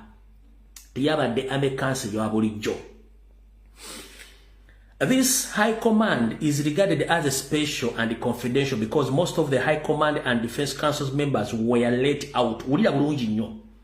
This High Command is regarded as the special confidential because most of the High Command Defense Council members were left out. Bakugambye nti olusirika luno lweyayiseemu bo beyeesiga lwabadde lwanjawulo nnyo naye ng'okusingira ddala abadde balina okubeerawo olusirika luno abasalawo era abalina ensonga enkulu mu ggwanga tebaayitiddwa. Yayise bavunaanyizibwa basobola okuwa oda nga mutabani we yaziwadde ku lulwe so si bakicwambaaya abalina okubeera kakiiko akasalirawo eggwanga n'amagye bo teyabayise. Tugenze mu maaso. They never invited them to attend as usual. For example, some departments of the General Headquarters, Bombo departments of CMI department of Mavoda. Mdozo motegedde bulungi. Bebe yataayise yabadde akimanyi bulungi nnyo nti bali involved olw'ensonga ali mu kukola transaction n'okuwa obuyinza omwana. Kati bulijjo muwulira stories tubagamba nti muhoozi wa LDU teyabeera assigned oba teyayita through all the proper trainings oba channels okufuuka generals. Mwali mulowooza tulimba. Njagala uliza akatambi kano Museveni kennyini nga yeyogera ebigambo bino mu lwatu ndi wa LDU. Wulira. You remember when they were saying I had created a secret army? They were writing about it. Museveni has created a secret army. But I could see the danger. So that's how when I was finished A level, so I told him, you get your friends from A level, go to Kassing and train as LDUs. That's how they started. As what? As what? Local defense unit. As what? LDU. Kati muvanga ku information efuluma. Mainstream media tesobola gibawa. Nza mutegedde nti omwana wa LDU tayitangako mu ranks zonna kankabaddiremu. You remember when they were saying I had created a secret army? They were writing about it. Museveni has created a secret army. But I could see the danger.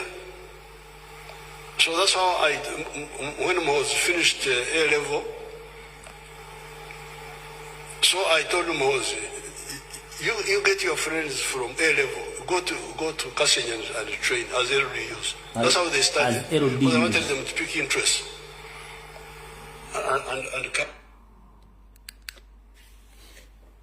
So oli neyamusomeso wa LDU kati general.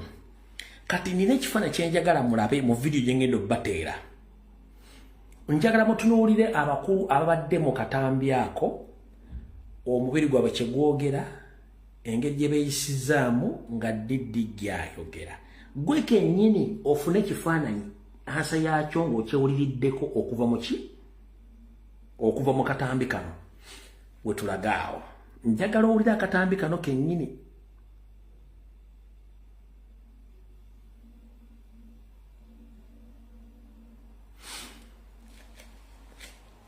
Njagala olaba akatambi kano naye njagala kyetuta body language ne facial expression y'abantu abadde mu conference mu high command eyo nga muhoozi ayogera.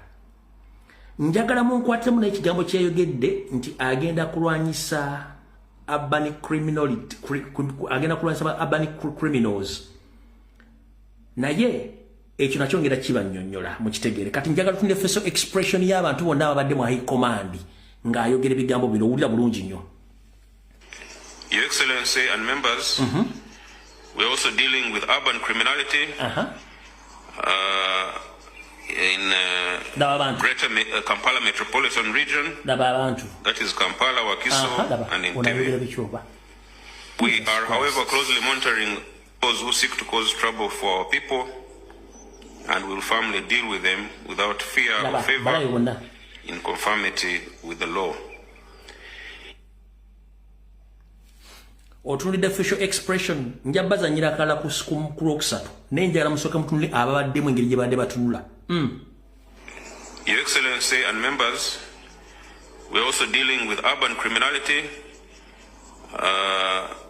in Greater Kampala Metropolitan Region, that is Kampala, Wakiso, and Entebbe. We are, however, closely monitoring those who seek to cause trouble for our people, and will firmly deal with them without fear or favor, in conformity with the law. Kati kyobamanya buli eyabadde ku rank eyabadde awo ekitono nnyo ndowooza alina degree. Wabula abawa orders essaawa zino teyayita mu structure zaayo PDF yakuba kadinisa naye gwe bagenda okuggyako adith oba command. Can it happen can they bear in their minds Muhoozi to instruct them, a senior 6 dropout on a senior 6 student, a local defense or what orders akulira abasajja? Can it happen? Museveni yalowooza buli kintu kyangu nnyo kubanga asobola obbayita.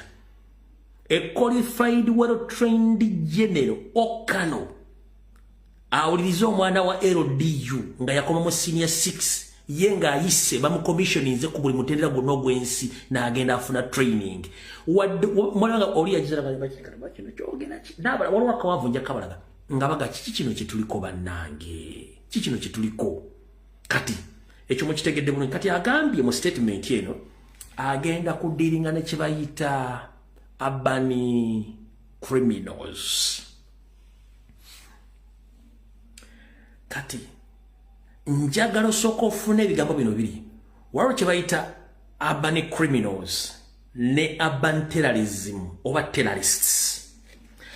Ono bwe yayogedde urban criminals, kiki ekikugira mu bwongo? Do we have urban criminals in Uganda? The answer is no. Why?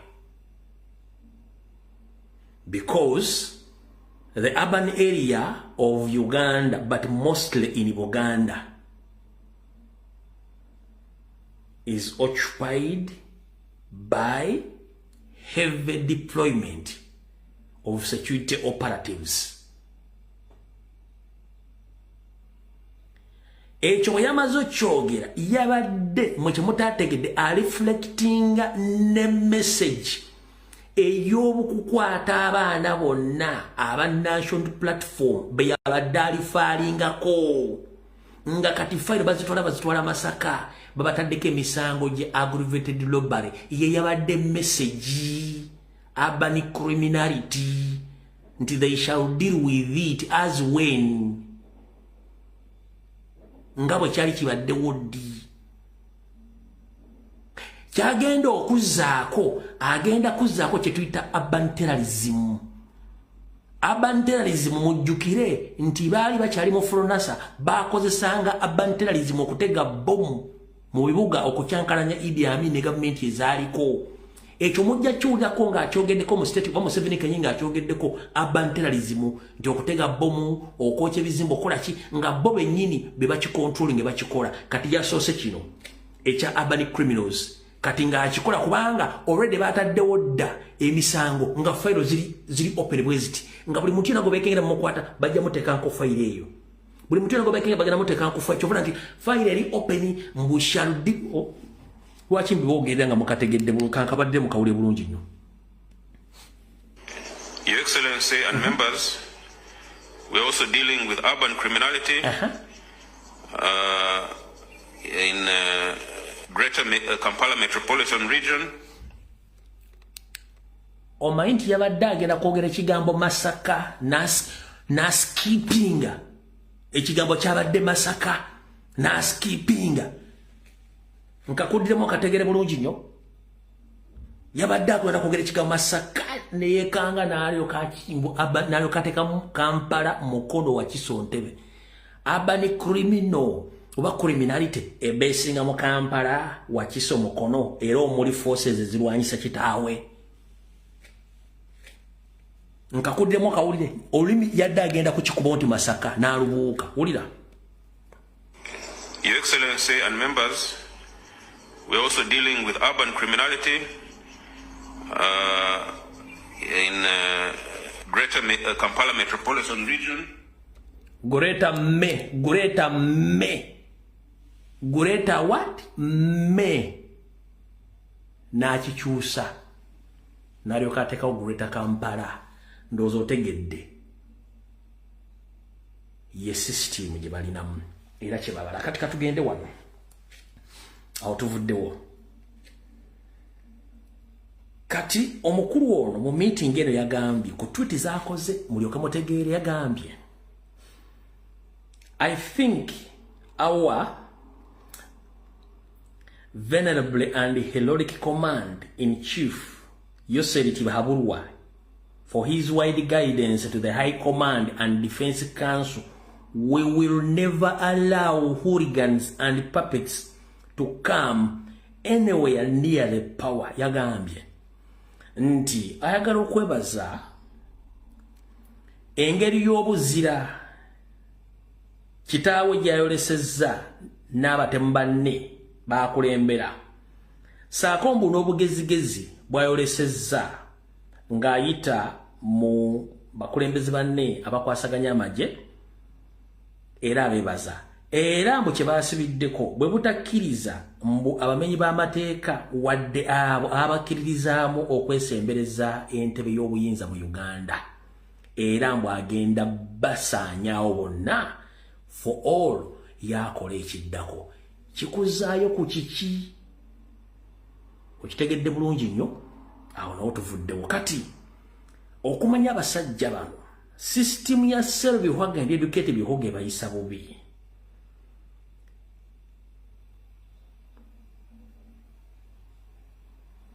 Museveni bwati bwe yayogedde naye kano video kakadde kengendo bazanyira ndio kenza nnyo obuddako wano yagambye bwati yano yayogera bwati. What a son does cannot be blamed on the father or on the son, because that fellow does whatever he does as an individual, not as a member of his family, not as a member of his tribe, not as a member of his religion. He does whatever he does, right or wrong, because of himself as a person. Many of you are parents. Sometimes you cannot even control your 12-year-old children. They go and do what they want, contrary to your will. What a son does cannot be blamed on the father or on the son, because that fellow does whatever he does as an individual, not as a member of his family, not as a member of his tribe, not as a member of his religion. He does whatever he does, right or wrong, because of himself as a person. Many of you are parents. Sometimes you cannot even control your 12-year-old children. They go and do what they want, contrary to your will. All right. Nyandwe Yosoferi Tibahaburo Tabaisirwa, the son of late Karekes, whom you killed yourself because you are hiding your identity. If I may ask, Sebo, as you stated in that old video, that what a son does, he does it at his own, and it's not be blamed on his father or his mother or his family. Yes. Right now, your son is a general, and he's a CDF. Are we together? Yes. He's good at insulting Ugandans. He's good at insulting the East African leaders, tweeting harsh tweets on social media platform, abusing whoever he feels he likes. He arrests, he kills, he tortures all Ugandans. Can it happen to any serving FDF officer to behave the way your son is behaving? You mean there is no any law which can arrest Muhoozi? Or you mean there is no any court of law in Uganda which can bring down Muhoozi? So he's above the law, according to your understanding. They said to be Hoga and Educated Bihoga. What if is someone else in UPDF or in the police behave like your son? You mean that gentleman or that lady can walk free without being chased away in the office or being arrested, tried in military court? The late Chirumira just complained about the misuse of power and corruption in the police. You instructed your Jat assassins to finish him. He was just complaining about the mismanagement and the corruption in the police. He was assassinated there and then. So what about your son, who kidnaps people, torture, kills, attacking whoever he wishes to attack, mostly Robert Kyagulanyi Ssentamu? You mean he is above the law? No one can handle him. kankabadde mu Luganda omukulu ono bwe yakola statement yen mutabani we teyayita mu training y'amagye gonna bannayuganda abalagi bayitamu yakola wa local defense era tateekeddwa kubeera mujjene kuba yagenda kusoma teyakola kintu kyonna wabula Museveni akulaga nti Muhoozi ye waddembe okuwamba okutta okutulugunya n'okuvuma buli omu gwasobola okuvuma era tasobola kukolebwako nange ne mubuuza singa abadde mujasi mulala yenna nga si mutabani we n'atweetinga tweets ezo n'akwata abantu n'abatulugunya n'abatta yandibadde atambula butambuzi nga tebamugobye mu office bamusiba. So Museveni, why did you arrest Kayihura and his groups? Why did you arrest Kayihura? And you left your son moving around.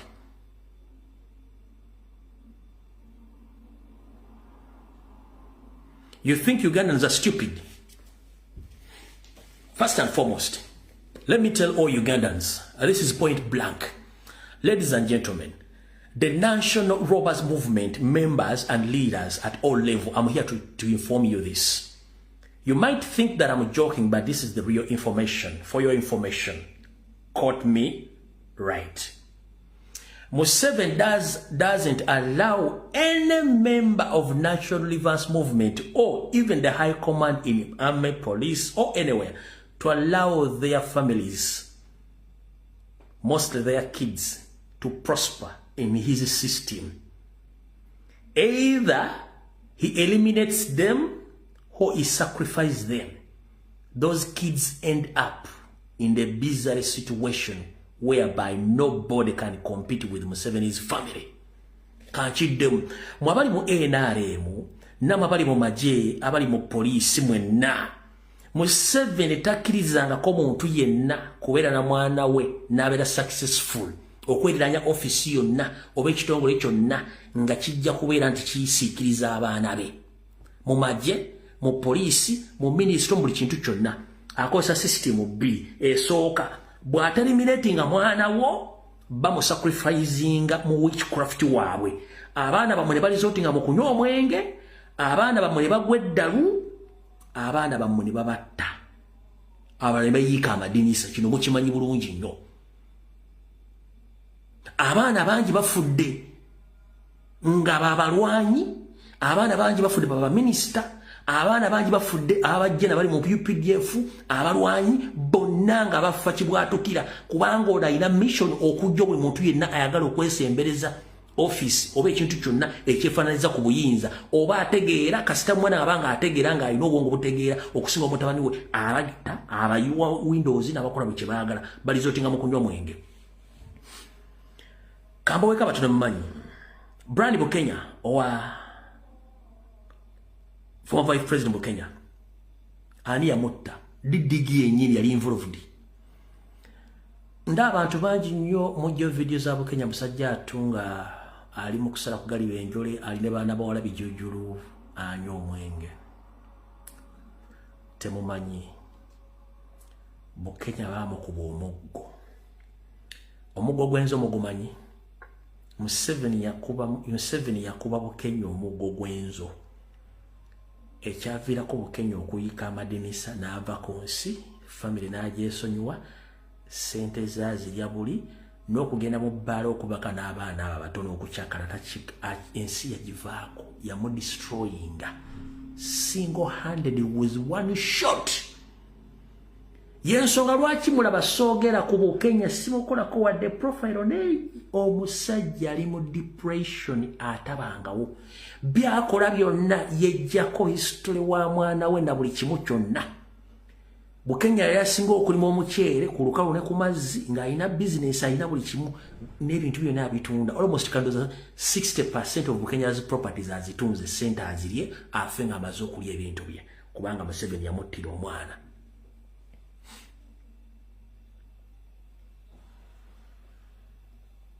Goloza Jeno Katumba Amala kyategeeranga Katumba Amala oli omukadde tamaze okutta Brenda Nantongo. Oloza Jeno Katumba Amala kyategeeranga Katumba oli omukadde oluvannyuma lw'okutta Brenda Nantongo omwana gwe yasomeseza mu America n'asoma na buli kimu kya intelligence. Katumba Manajja n'ayogera nga si ye n'ebiga byayogera tabitegeera baamukuba omuggo. Mwalabe Sudiri nga yeekazanga afukaana Abasudiri alina obulumi muli ku ntwingiri wadde yeebazizza alina obulumi muli ku ntwingiri abasso omwana yabategeddera abamanyi. Kubanga buli kintu kyonna ekya Sudiri ebitundu 7:10 ebintu byonna byabitransferi nga bitadde mumanya ga mwana we nga yagenda okukontinua ne empire video giri nga bagamba nti ne bavudde omwana yagenda okutola buli kimu n'amugjawo. Jakana Nadduli yamugjawo. Serena Nabanda yamugjawo. Abaana b'abalwanyi bonna basinga obungi abajjeewo babateeka mu witchcraft ne basacrificinga abala ne babeera isolated. Nowa Kazibu yamugjawo. Kazibu vice president nga yino omwana gwe yamuttira n'abala bangi nnyo. Kino mugenda kiwulirako mwenna mubuuze omanyiza mu information mwebuzaabuza. Abaana b'abantu abali mu area limu ab'amaanyi mubanoonye gye bali. Abamu baayika amadinisa, abala badda ku mwenge, abala baabatta. N'abala. Ye buli gwalaba bw'atamuwa bizezengere bye kumulya amuteeka mu byokola bye ng'ayiika bayiika windows banywa mwenge bakola buli kimu abazzukulu be n'ababa kubanga okusinza ku research gye nkyakola nina information endaga ekintu kya Museveni kye yali abaze nga waafiira gavumenti ya Uganda ne Uganda ajja kubanga agikontrolinga 80% nga musaayi gwe wikontrolinga. Kino mbadde temukimanyi. Mr. President Robert Kyagulanyi Ssentamu eno information maze ebbanga nga ngituulidde. Succession plan eri well known across all the missions weziri eza Uganda. Basavinga da government esinga obungi Museveni zakola nabo succession plan nga muhozi yali. Buuzo omuntu yenda ku embassy yonna ennene mu nsi yonna wali embassy ya Uganda. Succession plan Museveni yagidraftinga dda n'agisavinga abazungu bagina ku meeza nga digdigi yalimu. Ba ambassadors babikola ne babisayininga ne bistampinga ne bisavinga wonna across the world. Succession plan yonna bagikola dda. Kino mbadde sikyogera mbadde nakisirikira. Njagadde nkyogera olwalensi ekitegeere oluvannyuma lw'oku handing over high command mikono gye ng'agenda kukola okuteraizinga abantu. Jukira yabagamba yamutuuma erinnya Muhoozi nti agenda kuwolera. Bw'obuuza agenda kuwolera ki tokimanyi. Naye ennyongero bajjukiza nti akusinga akubisa gw'okutte tusinga Museveni na buli kimu tujja mukubisa gwakutte lwaki. Buli lw'oggwamu akatengo obuyinza babusuula wansi ne badduka. Abaana bagumya omutima buli kimu bakikola y'ensonga lwaki mula Museveni atandise okutiitiira. Lwaki atiitiira? Wulira bulungi nnyo.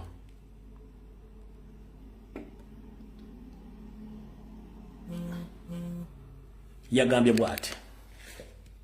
Don't try to speak badly. That you are a politician, you are speaking badly to me. It's not acceptable. It must stop. This Buyayo must stop. The Buyayo of they run bad things in Europe. This is not African way. There's no kufirwa, no laws. We want disciplined democracy, not hooliganism, not intimidating people, using bad language. Because we want the people of Uganda to decide the way they want, not to be intimidated. But some of the political groups, we are making it a habit to intimidate people, to attack people, because they are of different political groups. Now that one is going to stop. The security agencies have discussed it, and it's going to stop. You must speak very well in public, together. Alina amagye, alina ssente, alina amakomera naye atya okumwogerako atya ekigambo. Nkugambye bwe mulemerako obuyinza bajja busula badduke kyovola babagambye nti yakomandinza high command to deal with the people abamwogerera at your age Museveni. You are here bragging around. You are preaching democracy. Which democracy?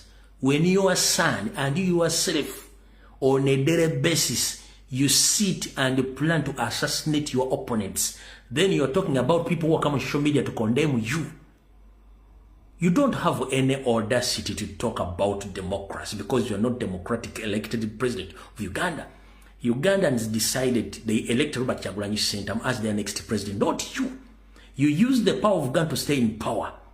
So you don't have moral authority to talk about or to preach democracy because no one elected you. For you, you kidnap, you kill, you assassinate. But at this level, now you fear people who come on social media to preach peace and resilience. Then you start you intimidate people. Abasajja n'ekigambo kati bakitya ku myaka gyatya yatidde ekigambo protest vote n'atya eggaali n'ayita high command. Jajja omusajja wogambira protest vote n'omugamba eggaali n'ayita high command. Maama nnyabo mukitegeera kati ye bw'agamba nti atya abantu bagambye high command adenge n'abantu muganda wange kitegeeza ayidde. Kati kansoke mbaddizeyo kino mbadde mukitegeedde. Mu program za Museveni za blueprint yali abaze wafiira ajja kuba controlling Uganda 80% yeruwa one. Goba document mu parliament Museveni awezaamu abaana abasukka mu 20.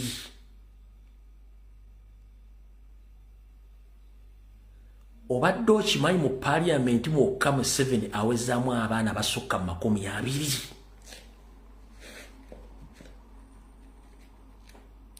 Obadde okimanyi mu magye Museveni awezaamu abaana basukka mu 50. Obadde okimanyi mu government offices ku level zonna Museveni awezaamu abaana basukka mu 30.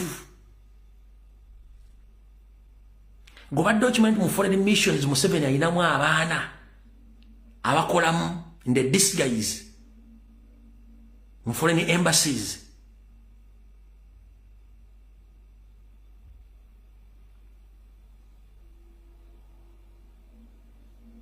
Kati mwina bwe mutamanyi nti baana be munda mutolo nambagamba David Muhoozi mumanyi oyo mutabani we. David Muhoozi mumanyi oyo mutabani we. Oyo meja David obaye Jeno Muhoozi, David Muhoozi oyo ayinana akawala ayinana ekyo oyo mutabani we. Kyanda mumanyi munamaje ko bayita Kyanda Leopard Kyanda mutabani we alina abaana kumulito yali akibaze nti wafiira buli structure yonna ya government ejja kubeeri mu baana be n'abaamutowe Salimu Sarakwandwa naho nga beetoolodde buli sekita yonna ya government bwe yali akibaze.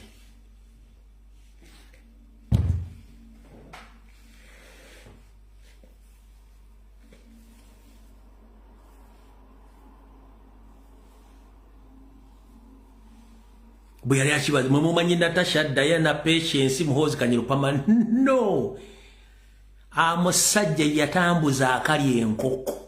Museveni yatambuza akali enkoko. Buli mukazi yenna omuganda gomanyi eriko mu government ya Museveni ebitundu ana ku buli 10 amwinamu omwana kabere n'abakazi abalala.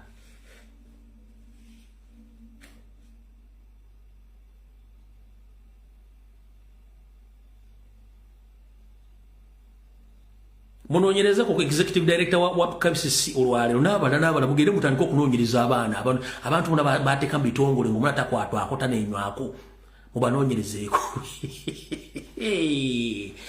Kyali yali yabala ekintu kye nga bazimbye obwakabaka.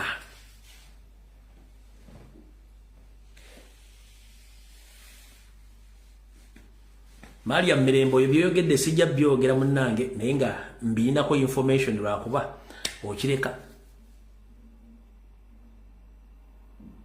Museveni yatambuza akali enkoko nali enkoko z'Abannayuganda bonna n'azimalawo kati mutegedde osanga mwana balina ssente balina obuyinza bavuga motoka za bbeeyi balina mansion ziti mumanyi bano ssente bazijja bakola beebo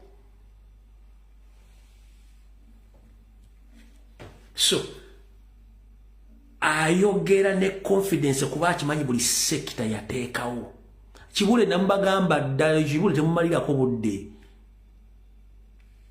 Kibule nambagamba temumalirako budde nabagamba dda bonna abaana abo